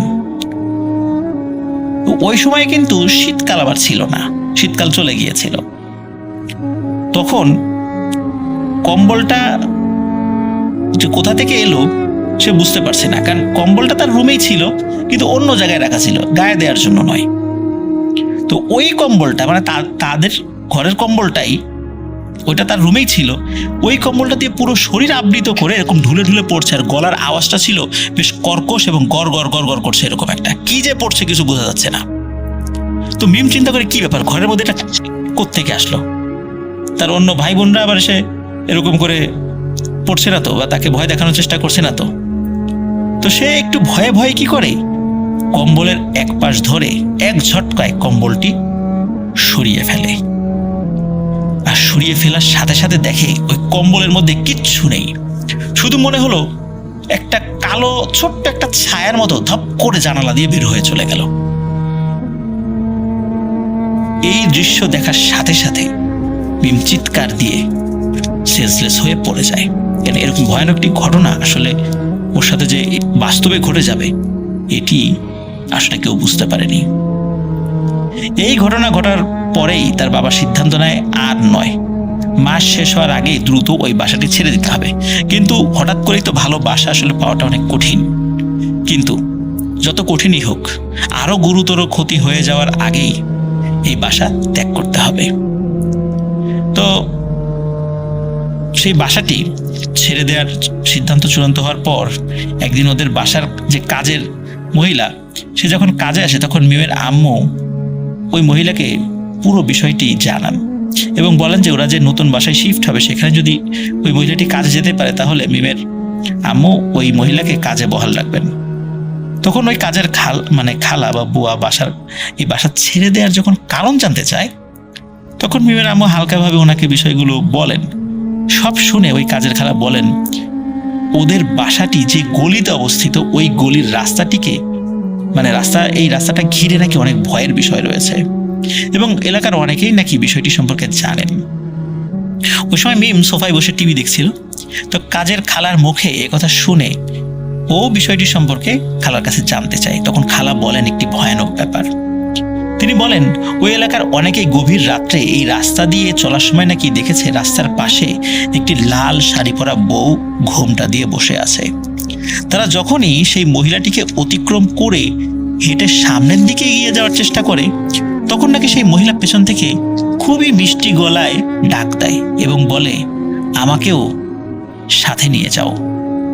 এভাবে ওই মহিলাটি বিভিন্নভাবে অনুনয় বিনয় করতে থাকে এবং বলে একবার হলেও পেছন দিকে ঘুরে তার দিকে যেন কেউ তাকায়। কিন্তু এলাকার সবারই কম বেশি জানা রয়েছে যে পেছনে ঘুরে যদি কেউ তাকায় তাহলে ভয়ানক বিপদ হতে পারে। এরকম ঘটনা নাকি ওই এলাকায় অনেক ঘটেছে এবং অনেকেই বিষয়টি প্রত্যক্ষ করেছেন। ওই কাজের খালা আরো বলেন যে একসময় এই এলাকার চারপাশে শুধু পানি ছিল। পরবর্তীতে মাটি ফেলে জলাশয়গুলো ভরাট করে এই বিল্ডিংগুলো নির্মাণ করা হয়। মিমরা এখনো ওই এলাকাতেই অন্য একটি বাসায় থাকে। তবে ওই আগের বাসাটি মূলত পরিবর্তন করার পর থেকে মিমের সাথে আর কোনো ভয়ানক ঘটনা ঘটেনি। তো এটি ছিল ঘটনা। প্রিয় লিসেনার্স, আশা করছি এই ঘটনা ছোট ছোট যেই কয়েকটি ব্যাপার একত্র করে বললাম এটা সত্য ঘটনা। আর ওই এলাকাতে স্পেশালি যদি সবুজবাগ ওই সাইডে যারা থাকেন, তারা যদি এলাকাটি চিনে থাকেন, তারা অবশ্যই ঘটনার সত্যতা সম্পর্কে আপনারা অবগত আছেন। তো ধন্যবাদ সৌমিত্র রয়কে। একটি সত্য ঘটনা ভূত.com যেন আমি শেয়ার করি এই জন্য আমাকে তিনি দিয়েছেন। আবারও শুভেচ্ছা জানাচ্ছি ভূত.com সকল লিসেনারকে। আশা করছি আপনারা সবাই ভূত.com সাথে থাকবেন, রাসেল ভাইয়ের সাথে থাকবেন, আমাদের সকলের সাথে থাকবেন।